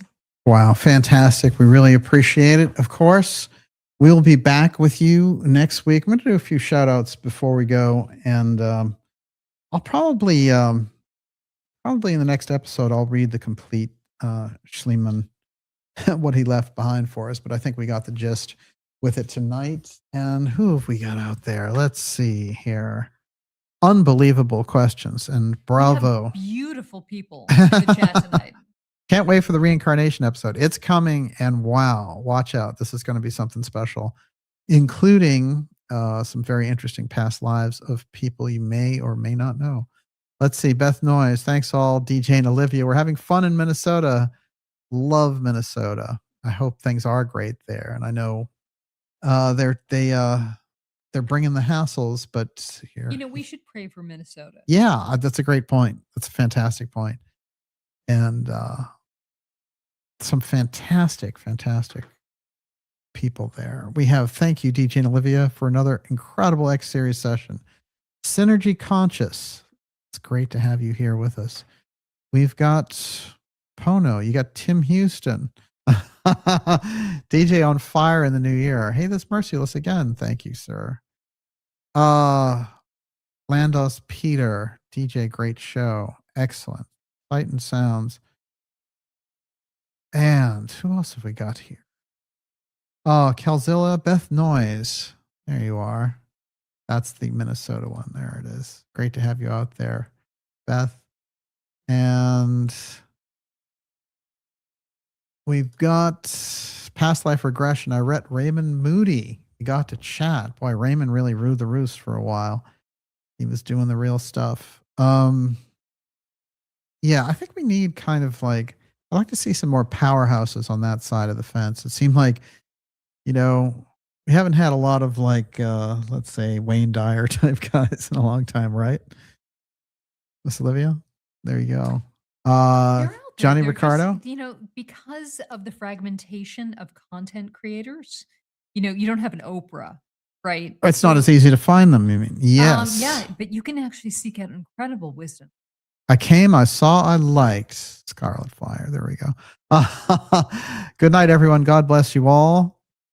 Thank you, Corey. Great to have you out there. DJ Olivia Ideas Room.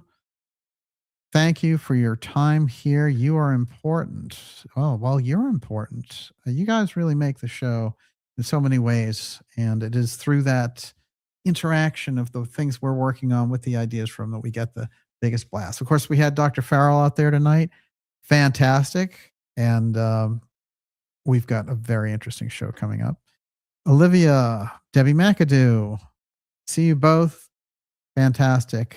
Beth, wow, it's going fast now. You guys are really doing it. What does that say? Russian weapons have a Z. Huh. Interesting. I like that. Keep telling the truth, DJ. Yes, Car Racer. Thank you, sir. Wow, so great to have so many of you here. And fantastic. Yes, a mystery, Soul Traveler. I like that. The mystery is going on there. We will see you all next week. It's been fantastic to have you here for this very important Hot Zone special. And I think the work of Egerton Sykes is going to come more into focus over time. It's a very powerful influence back there on all of this research. And remember, it says end broadcast, but after all, never really ends. Never really ends. And never let it be forgot. Once there was a Camelot, and there can be again. Everyone, thank you very much. And I'll do a couple. If DJ made a movie, Corky Gauze, there you go. I know Kate's out there. It's great to see you. Ronald McDonald. There we go.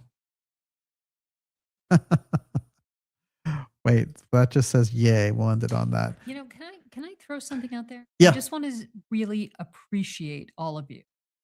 I'm amazed I try to read almost every single comment in the ideas as fast as possible.